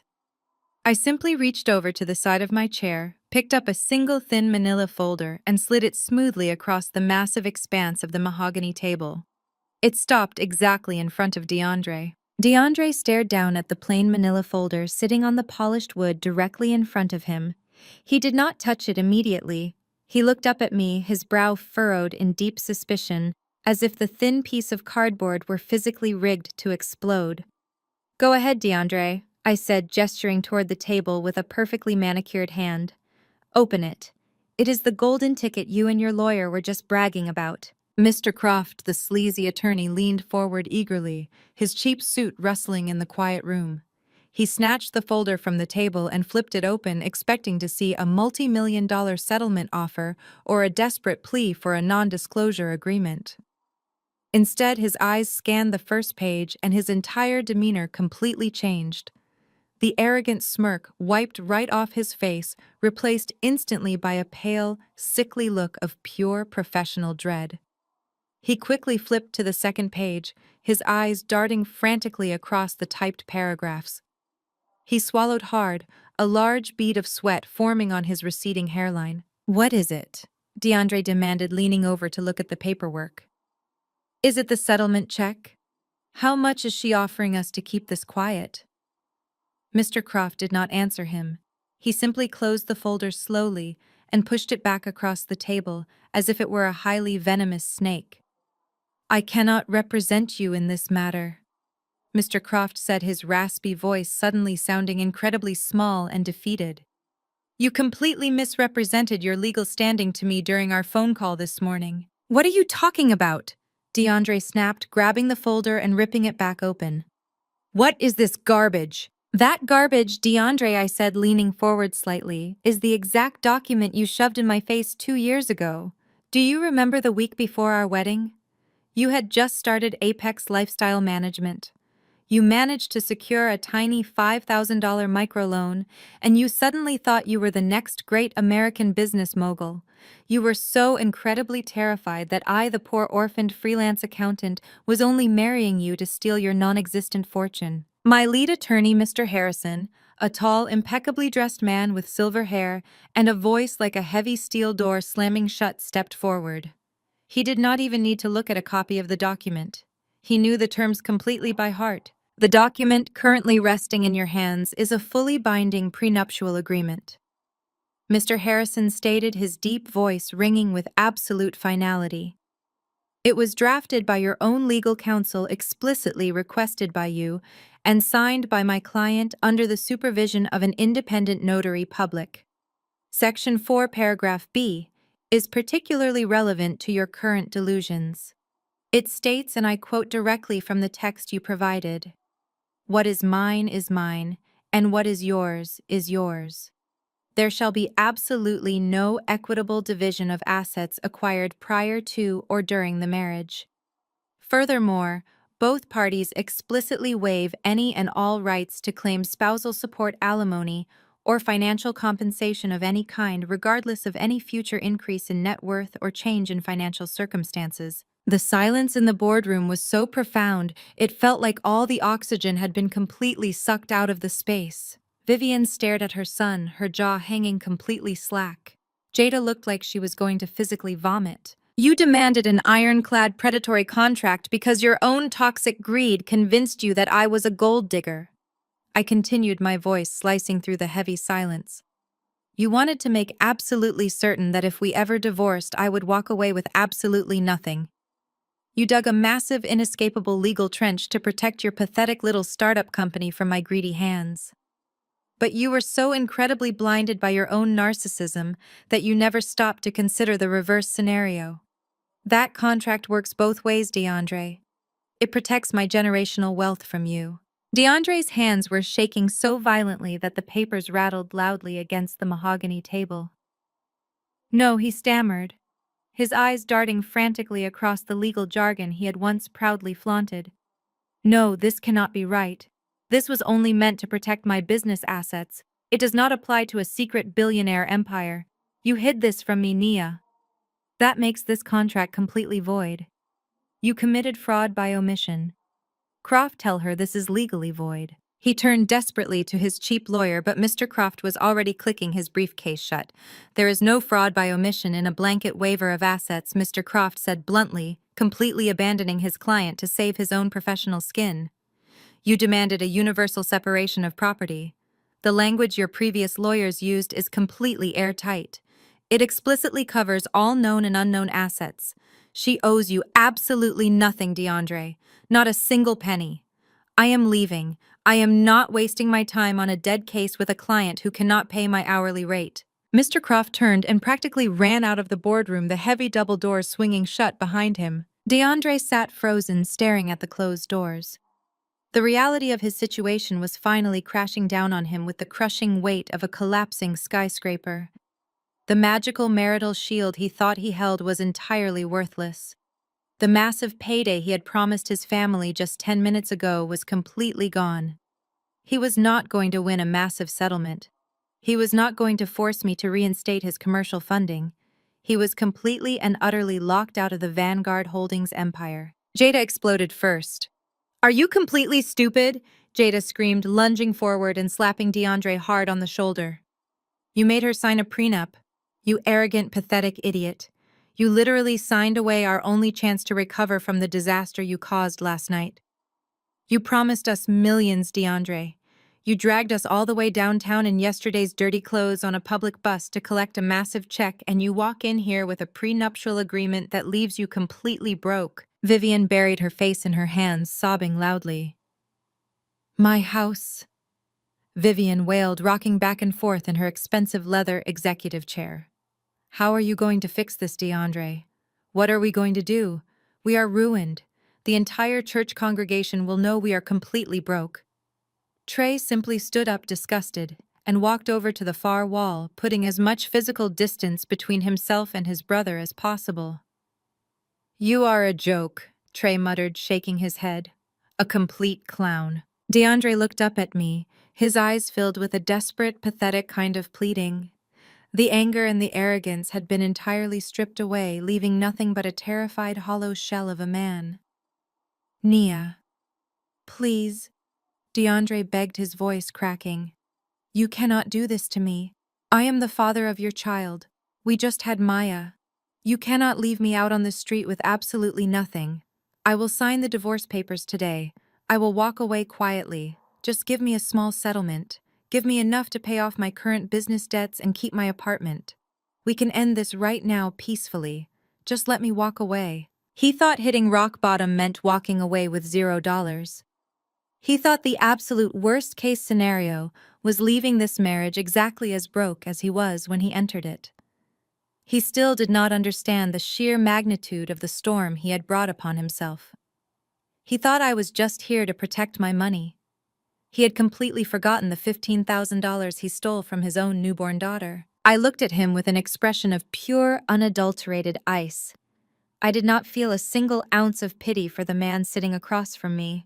I raised my right hand and snapped my fingers once. Immediately, my secondary attorney, a sharp, relentless woman named Ms. Pierce, stepped out from the shadows near the back of the room. She was carrying a massive, heavy white cardboard banker box. She walked directly to the mahogany table and dropped the heavy box right in the center. The loud thud echoed like a judge's gavel slamming down to deliver a final sentence. She pulled the lid off the box, revealing hundreds of thick, neatly organized financial dossiers, bank statements, and heavily highlighted legal contracts. DeAndre stared at the massive box of files, his remaining shred of hope completely evaporating. What is this? He whispered, his eyes wide with renewed terror. I said I would sign the divorce papers, Nia. What more do you possibly want from me? I stood up from my leather chair, buttoning the front of my tailored ivory jacket. I leaned over the mahogany table, resting my hands flat against the polished wood, looking directly down into his terrified, pathetic eyes. "You seem to be operating under a massive delusion, DeAndre," I said, my voice low, smooth, and entirely lethal. "You think we are sitting in a family law dispute. You think this meeting is about negotiating a divorce settlement or figuring out who gets to keep the cheap furniture in our cramped apartment." I paused, letting the cold, hard truth hang in the air for a fraction of a second. "I am not here to talk about a divorce settlement, DeAndre," I continued, locking eyes with him so he could see the absolute destruction waiting for him. "You locked yourself out of my billions with your own greedy prenup. Your civil financial ruin was completely established the second you walked through those doors. Now we are moving on to the criminal phase of this relationship. I brought you here today to talk about federal prison." The words federal prison hung in the air like a physical executioner's blade. DeAndre physically recoiled, falling back into his leather chair as if he had just been shot in the chest. His eyes darted wildly from my face to the massive box of financial documents sitting in the center of the table and then back to my face. "You are bluffing," DeAndre said, his voice barely a raspy whisper, completely stripped of its usual arrogant volume. "You do not have anything on me. I run a legitimate management company. I have never committed a crime in my entire life. I did not even blink." "Ms. Pierce," I said smoothly, keeping my eyes locked dead onto my trembling husband, "please distribute the primary exhibit folders to our distinguished guests. I want everyone at this table to see exactly how legitimate Apex Lifestyle Management truly is." Ms. Pierce stepped forward with the cold, mechanical efficiency of a corporate assassin.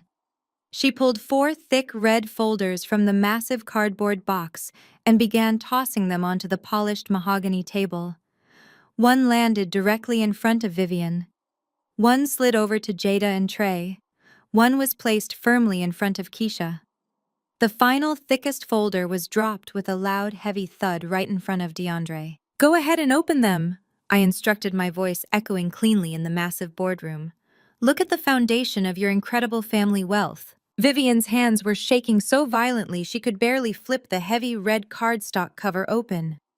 Jada snatched her folder hungrily, still desperately hoping to find some kind of financial loophole that would save her precious boutique. DeAndre stared at his folder, refusing to touch it, completely paralyzed by the overwhelming dread radiating from the documents. "Let us start with you, Vivian," I said, turning my attention to my former mother-in-law. "You have spent the last 2 years constantly bragging about your beautiful 5-bedroom luxury home in the exclusive Buckhead suburbs. You hosted those massive church group dinners, making sure everyone knew your brilliant son bought that house for you because he was such a successful entrepreneur." Vivian looked up from the documents, her eyes wide and confused. "He did buy it for me," Vivian stammered, pointing a trembling finger at DeAndre. "He paid the down payment. He handles the mortgage. He is a good son providing for his mother." "He is a criminal, Vivian," I corrected her, my voice slicing through her pathetic delusions. "Look at page 3 of the mortgage origination packet sitting right in front of you." DeAndre did not have the credit score or the verifiable income to secure a $2 million mortgage. Apex Lifestyle Management was generating absolutely zero revenue. The bank was going to deny the loan application entirely. Vivian's eyes frantically scanned the highlighted text on the page. I watched the exact moment the realization hit her. All the color instantly drained from her perfectly contoured face, leaving her looking gray and entirely hollow. "He used a guarantor." I continued explaining the mechanics of his fraud with surgical precision. "But he did not use his own assets. He used mine. When we were filling out our joint tax returns last year, he secretly copied my social security number, my private banking details, and my personal identification documents. He forged my signature on a massive stack of financial guarantee forms. He legally bound my personal identity to your $2 million suburban mansion without my knowledge or consent." Vivian dropped the papers as if they were literally on fire. She covered her mouth with both hands, letting out a muffled, horrified gasp. "DeAndre, tell me she is lying," Vivian pleaded, turning to her son with tears streaming down her face. "Tell me you did not commit identity theft to buy my house." DeAndre refused to look at his mother. He stared straight down at his lap, his chest heaving, his jaw clenched so tight the muscles were visibly jumping. "Oh, he absolutely did," I answered for him. "And that is not even the worst of it. Jada Trey, let us talk about your highly successful high-fashion clothing boutique." Jada flinched violently, gripping the edges of her red folder. She looked down at the highlighted commercial lease agreements and the massive small business loan documents sitting in her lap. Her eyes darted back and forth across the pages, reading the fine print that she had clearly ignored when her brother handed her the paperwork a year ago. "You love to talk about how you are a self-made girl boss, Jada," I said, a cold, mocking smile touching the corners of my mouth. "You constantly belittled my career, calling me a broke accountant who lacked ambition. But your boutique has been bleeding money since the day you opened the doors. You could not even afford the commercial rent for the first 3 months, so DeAndre stepped in to save the day, just like the big, strong family patriarch he pretends to be." Jada's hands began to shake. Her sharp, aggressive demeanor completely crumbled as she stared at the forged signatures on the commercial loan documents. "He told us he secured corporate angel investors," Jada whispered, her voice cracking under the weight of the undeniable evidence. "He said his management company was backing the boutique." "His management company was nothing but a fake LLC registered to a virtual post office box," I shot back. "He used the exact same forged documents. He took my social security number and my fabricated signature, and he guaranteed a $500,000 commercial business loan to keep your pathetic little store afloat. I am the sole financial guarantor for your entire life, Jada. Every single designer dress you bought, every single luxury vacation you took, it was all secretly funded by my stolen identity." Trey slammed his fist onto the table so hard the heavy wooden surface vibrated. He lunged across the corner of the table, grabbing DeAndre by the lapels of his wrinkled velvet suit. "You forged her signature," Trey roared, shaking his brother violently. "You tied our names to a massive fraudulent bank loan. Do you have any idea what you have done to us?" DeAndre shoved Trey away, desperately trying to fix his ruined jacket. "I was going to pay it all back," DeAndre yelled, his voice cracking with sheer panic. "I just needed some time to get the Vanguard funding. Once the $5 million credit line cleared, I was going to quietly refinance the house and the boutique under the company name. Nobody was ever supposed to find out. I was protecting our family." "You were protecting your own massive, fragile ego," I snapped, my voice rising with absolute authority. "You wanted them to worship you. You wanted to sit at the head of the table at French restaurants and hand out Hermes bags like you were a king. And you were completely willing to risk my financial freedom to buy their cheap loyalty." "Mr. Harrison," my lead attorney cleared his throat, stepping forward to deliver the final lethal blow. The room instantly fell silent. The legal implications of DeAndre's actions were about to be laid completely bare. If this were simply a matter of local bank fraud, it would be serious enough.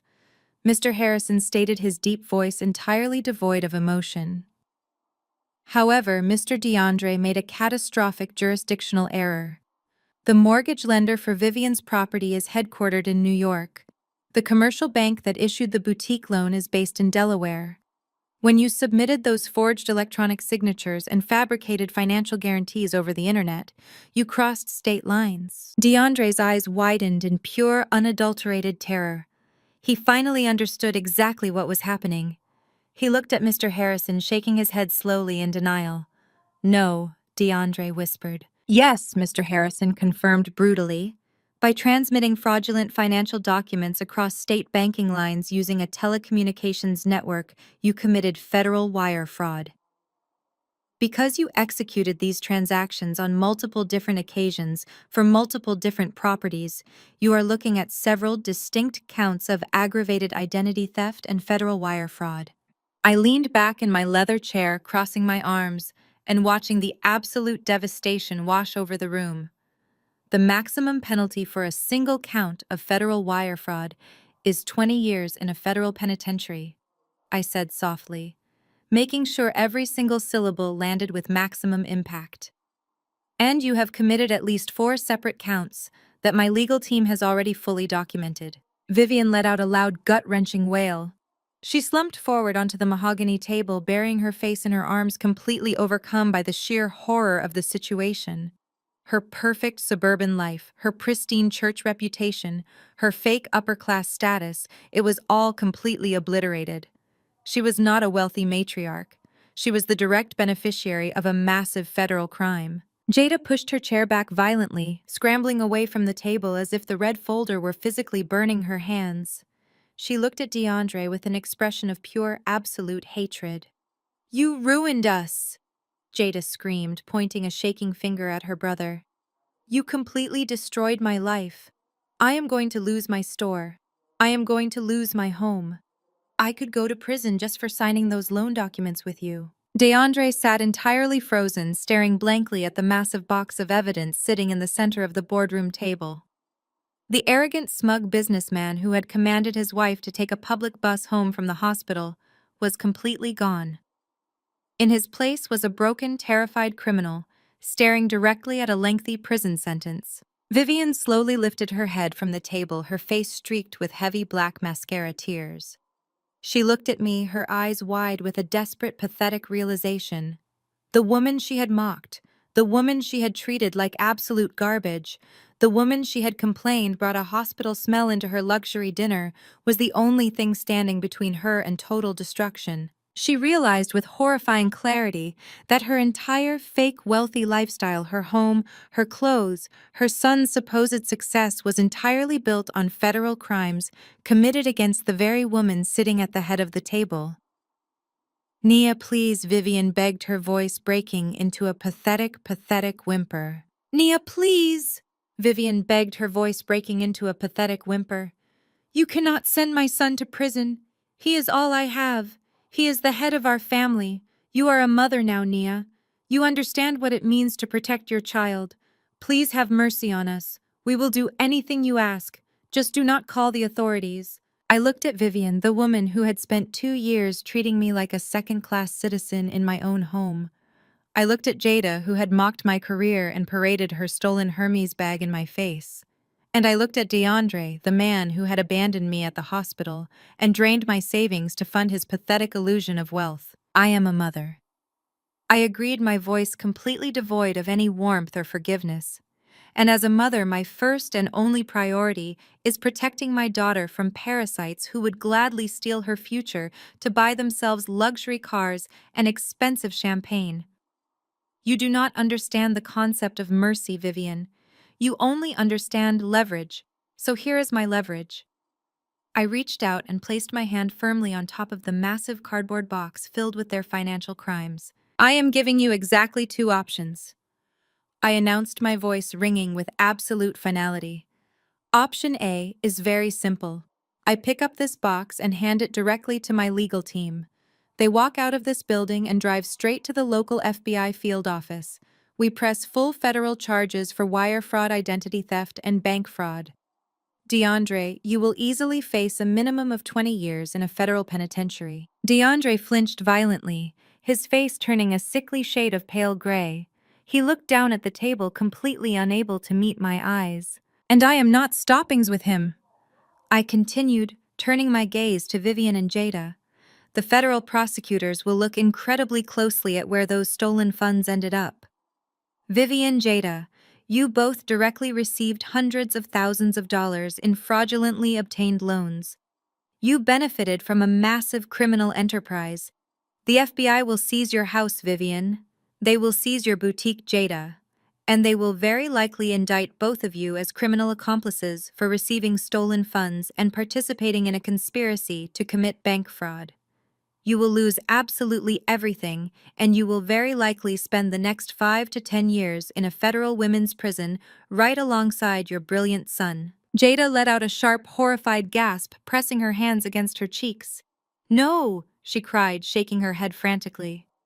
"No, I did not know the loans were fraudulent. He lied to me.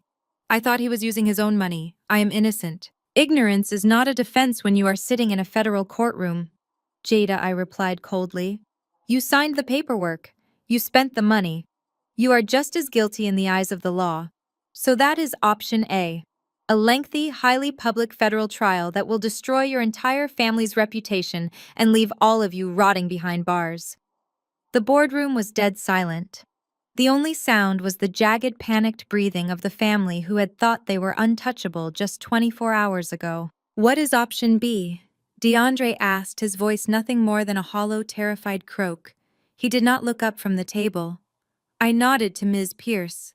She immediately stepped forward and produced 3 separate, thick legal documents, placing them meticulously on the mahogany table. "Option B is complete and unconditional surrender," I said. "You do not get to negotiate. You do not get to keep a single penny of my money. You sign these documents right here, right now." I pointed to the first document sitting in front of Vivian. "That is a quitclaim deed for your house, Vivian. You are going to sign the entire property over to Vanguard Holdings today. We will assume the fraudulent mortgage to clear my name from the debt, and we will immediately liquidate the property to recoup our losses.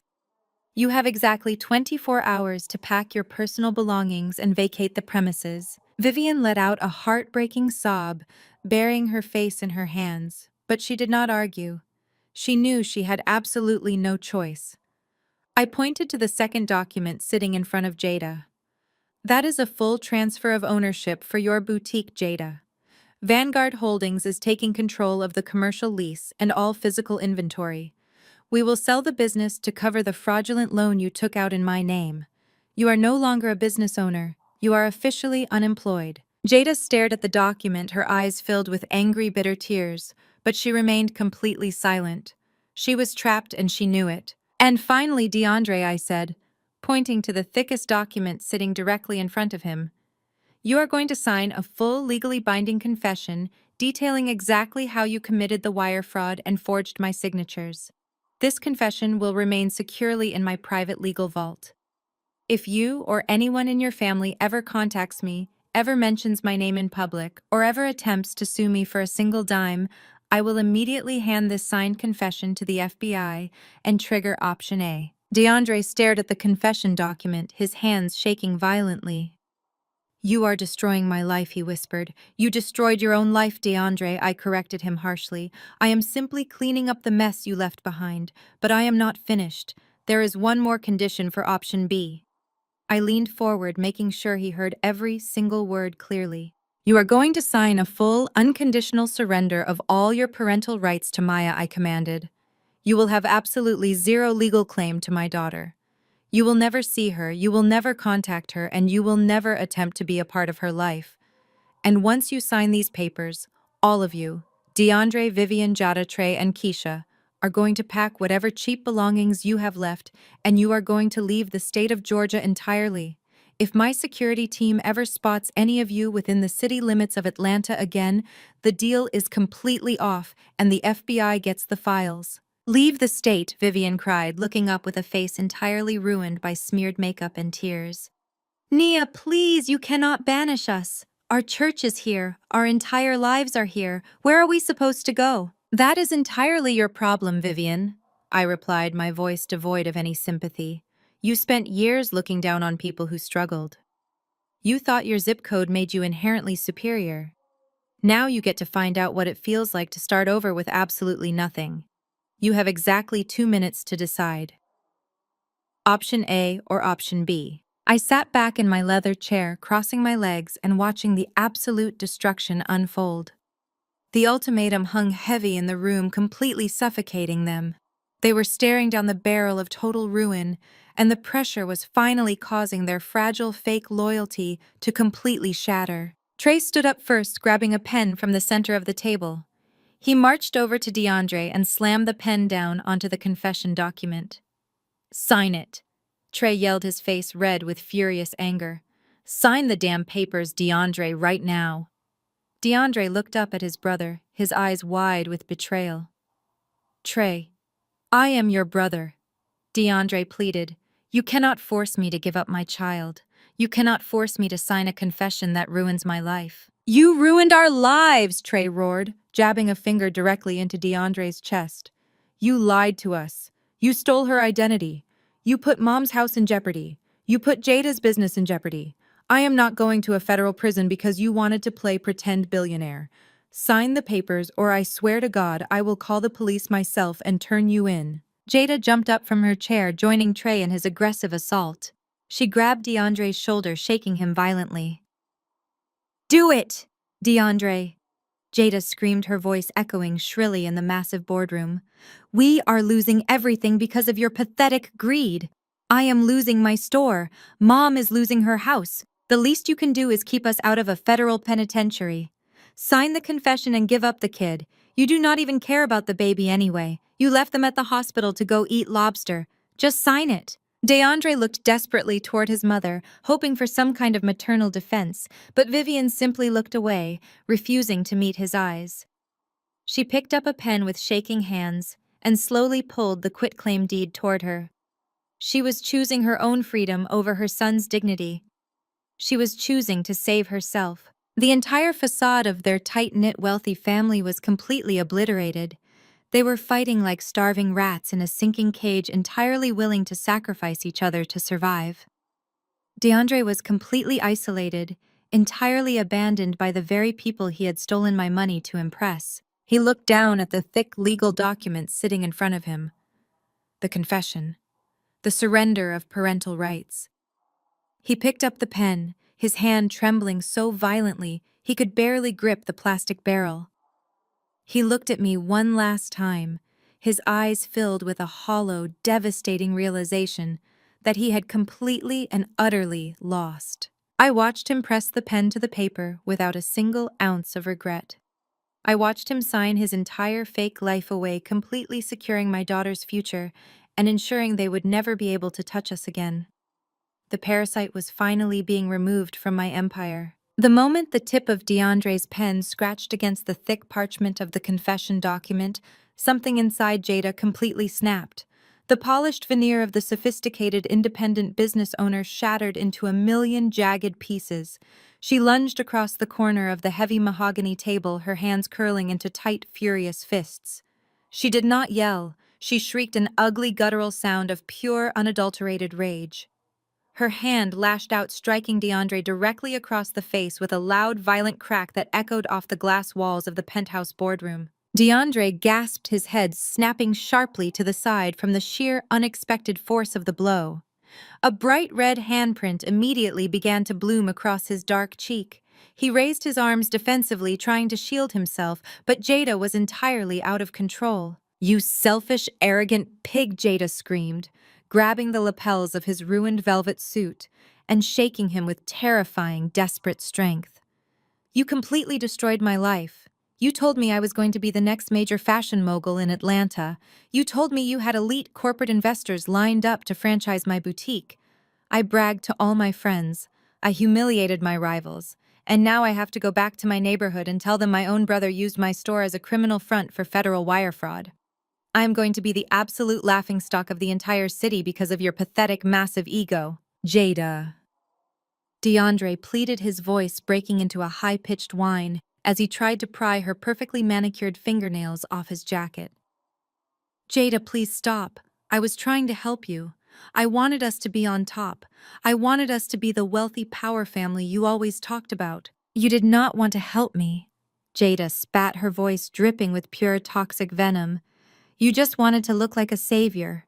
You wanted everyone to bow down to you and kiss your feet. You are nothing but a fake. You are a cheap, broke hustler wearing a suit you cannot even afford to dry clean. I hate you, DeAndre.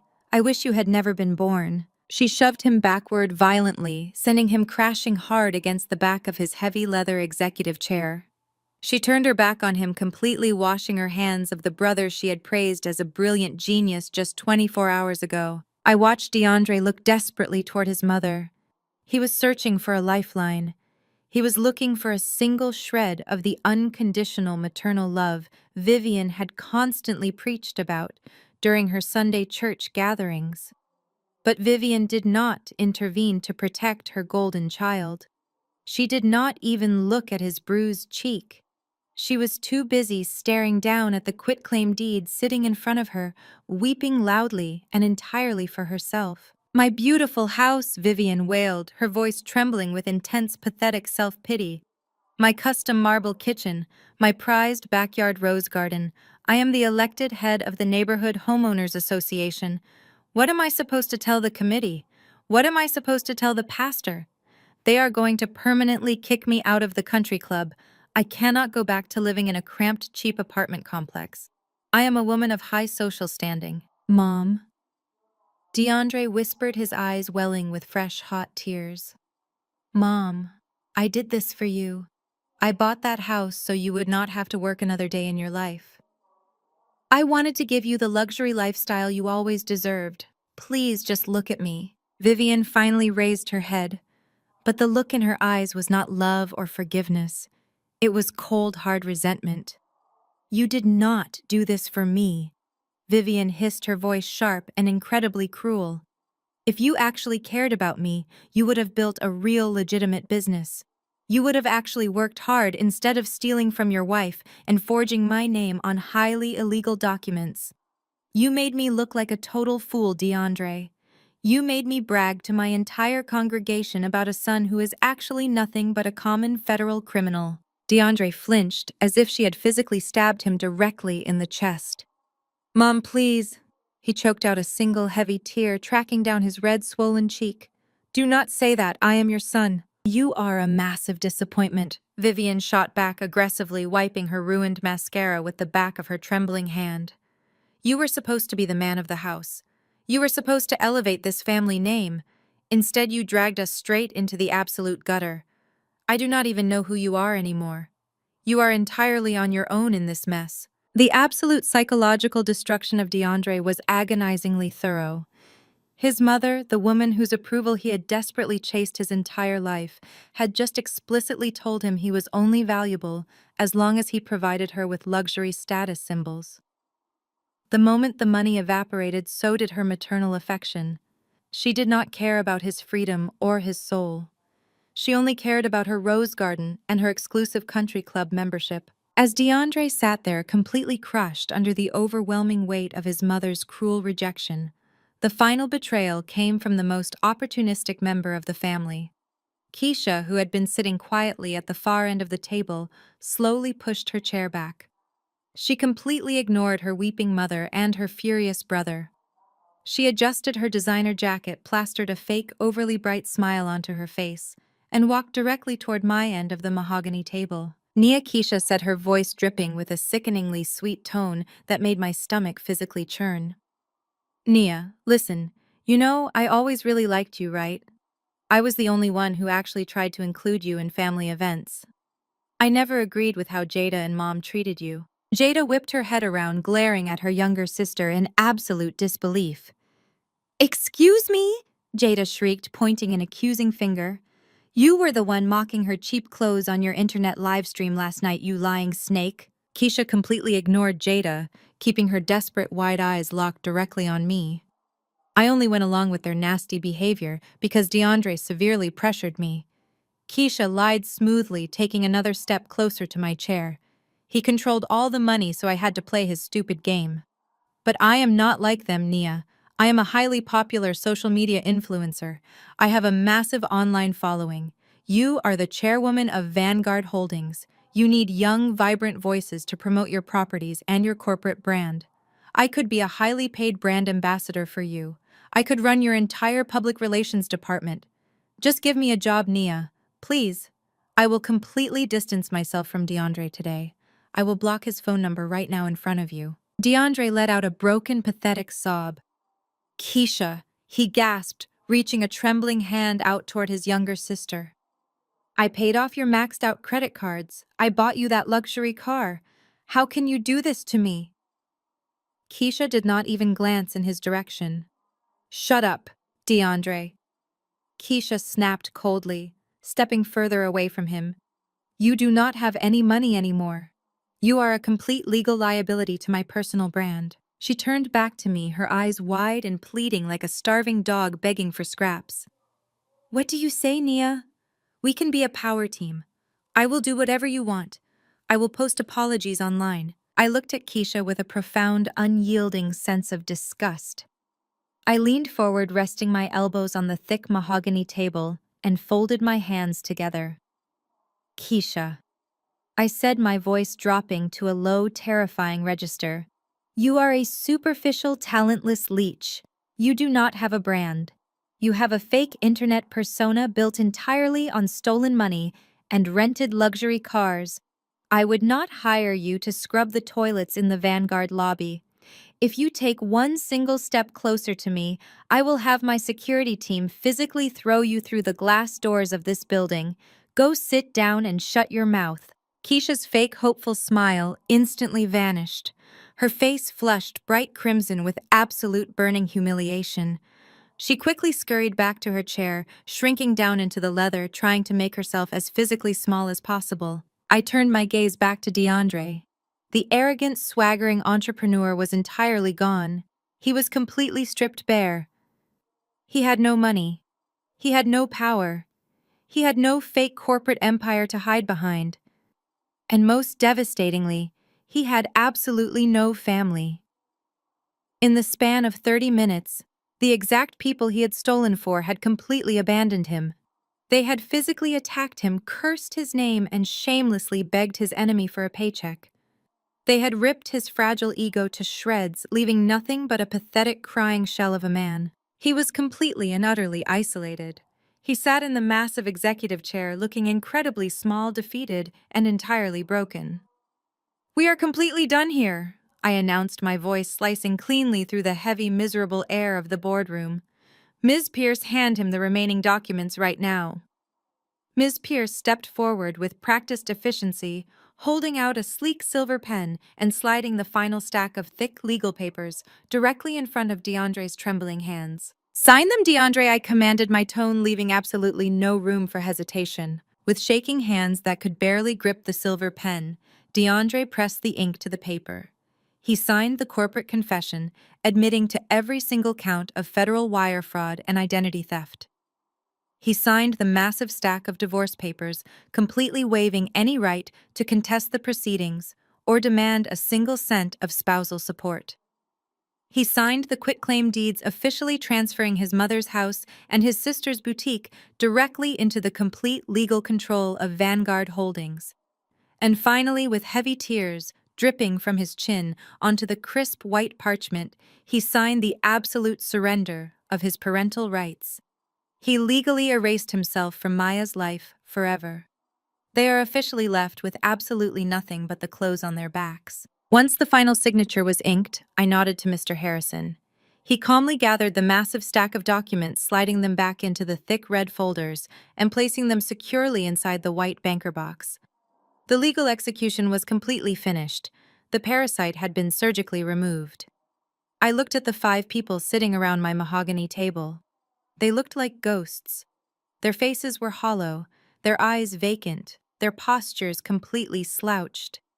They had entered this building believing they were untouchable conquerors, and they were leaving as entirely broken peasants. "Escort them out," I ordered, my voice echoing cleanly in the silent room. Mr. Harrison signaled the security detail. 4 massive men in dark suits stepped forward immediately, surrounding the family. "It is time to leave the premises," the lead guard said, his voice a deep, booming rumble. DeAndre slowly pushed his chair back. He looked at me one final time, opening his mouth as if he wanted to apologize or beg for a final shred of mercy. But the cold, dead expression on my face stopped him entirely. He closed his mouth, lowered his head, and turned away. The security guards marched them out of the boardroom down the long, plush hallway.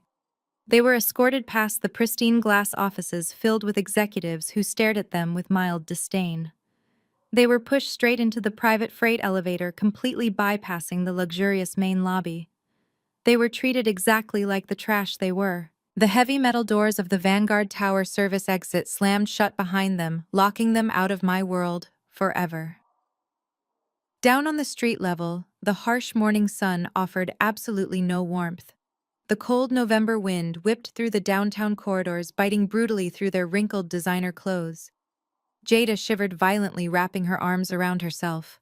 "We need to get out of here," Jada snapped, her voice raspy from screaming earlier. "DeAndre, call us an Uber right now. I am not standing on the sidewalk like a homeless person." DeAndre pulled his phone from his pocket, his hands still shaking slightly. He swiped the screen, but nothing happened. He tapped the power button frantically. "It is dead," he muttered. Keisha rolled her eyes and pulled out her own phone. "Give it to me. I will call a black car," Keisha said. But as she looked at her screen, her face completely dropped. "I do not have any service." Keisha panicked, tapping the screen aggressively. "It says, 'My line is disconnected.'" Vivian pulled out her phone with the exact same result. "The family plan," DeAndre whispered, his eyes widening in fresh horror. Apex Lifestyle Management paid the cell phone bills. When Nia liquidated the company accounts, the carrier shut off all the lines. "We do not have any cell service." Trey cursed loudly, kicking the side of a metal trash can. "Fine," Trey yelled, pulling his wallet out. "Just flag down a taxi. I have my debit card. I will pay for the ride to a cheap motel until we figure this out." A yellow taxi pulled up to the curb a moment later. Trey yanked the door open and handed his card to the driver through the partition to process the upfront fare. A few seconds later, the driver shook his head and tossed the card back out the window. "Declined," the driver shouted before peeling away from the curb. Trey stared at the plastic card in his hand, completely stunned. "The joint accounts," Trey realized, his voice dropping to a horrifying whisper. "DeAndre tied our personal checking accounts to the boutique collateral." She froze everything. They stood on the freezing pavement, entirely paralyzed by the absolute totality of their ruin. They had no cash. They had no credit. They had no cell phones. And because Vanguard Holdings had officially repossessed the boutique inventory in Vivian's house earlier that morning, my security team had already boxed up their basic personal necessities in thick black industrial trash bags and dumped them by the service exit. Vivian, Jada, Keisha, Trey, and DeAndre were forced to walk over to the dirty alleyway and pick up those black plastic bags, slinging them over their shoulders like common vagrants. "Where do we go?" Vivian wept, clutching her trash bag to her chest. "How do we get out of the city?" DeAndre looked up, his eyes scanning the busy street. There was only one option left. Right across the intersection, standing directly in front of the hospital where I had given birth just 2 days prior, was the public transit station. It was the exact same bus stop DeAndre had ordered me to walk to when I was bleeding and holding our newborn daughter. "We have to take the bus," DeAndre said, his voice completely hollowed out. Jada looked at the crowded, dirty bus shelter and burst into fresh, angry tears. "I am not riding the city bus," Jada screamed. "I am wearing vintage Chanel. You cannot make me get on that thing." "We do not have a choice," Jada Trey snapped, grabbing her arm and pulling her toward the crosswalk. "Walk."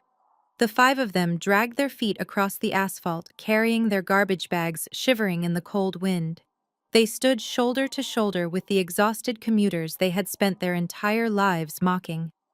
Vivian kept her head down, entirely terrified that someone from her prestigious church congregation might drive by and see her standing at a public bus stop holding a garbage bag. When the heavy diesel engine of the city bus roared up to the curb, the doors hissed open, releasing a blast of stale, warm air.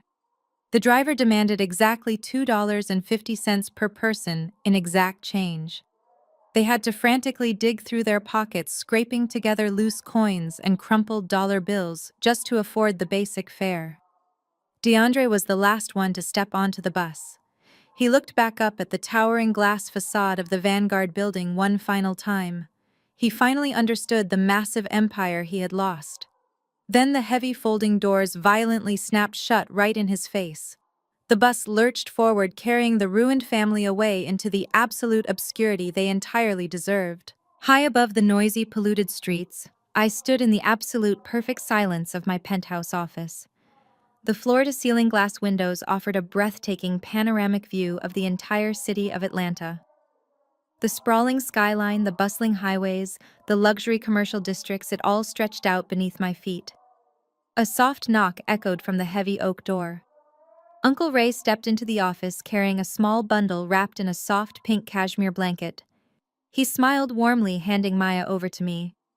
"She is wide awake and completely perfect," Uncle Ray said softly. I took my daughter into my arms, holding her close to my chest.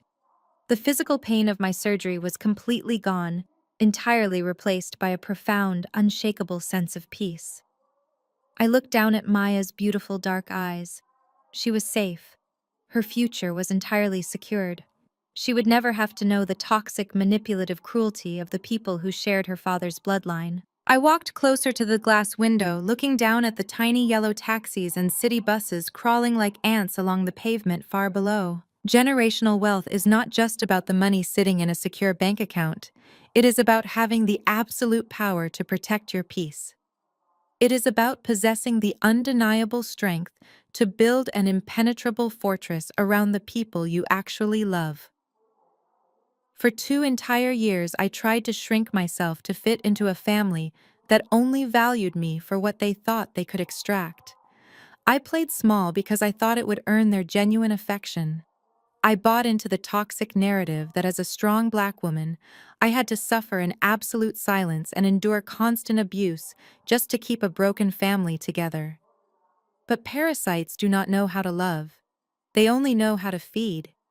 When you find yourself surrounded by people who constantly belittle your worth, steal your energy, and demand your absolute sacrifice while offering absolutely nothing in return, you have to cut them off. You have to slice the dead weight completely out of your life without a single ounce of hesitation or regret. Family is not defined by shared DNA or a legal marriage certificate. Family is defined by loyalty, respect, and mutual protection. I am Nia Washington. I am the sole chairwoman of Vanguard Holdings, and I will never apologize for destroying the monsters who tried to steal my daughter's crown. Thank you so much for watching my story today. If you have ever had to completely cut off toxic family members to protect your own peace and secure your future, I want to hear from you. Tell me your survival stories in the comments below. Have you ever had a partner or a family member completely underestimate your worth? How did you reclaim your power? Do not forget to hit the like button, subscribe to the channel, and turn on notifications so you never miss another empowering story of karma and absolute justice. Share this video with anyone who needs a strong reminder that they do not have to tolerate abuse just because someone calls themselves family. Remember, your worth is never determined by the people who are too blind to see your true value. Stay strong, protect your peace, and always build your own empire. I will see you in the next video.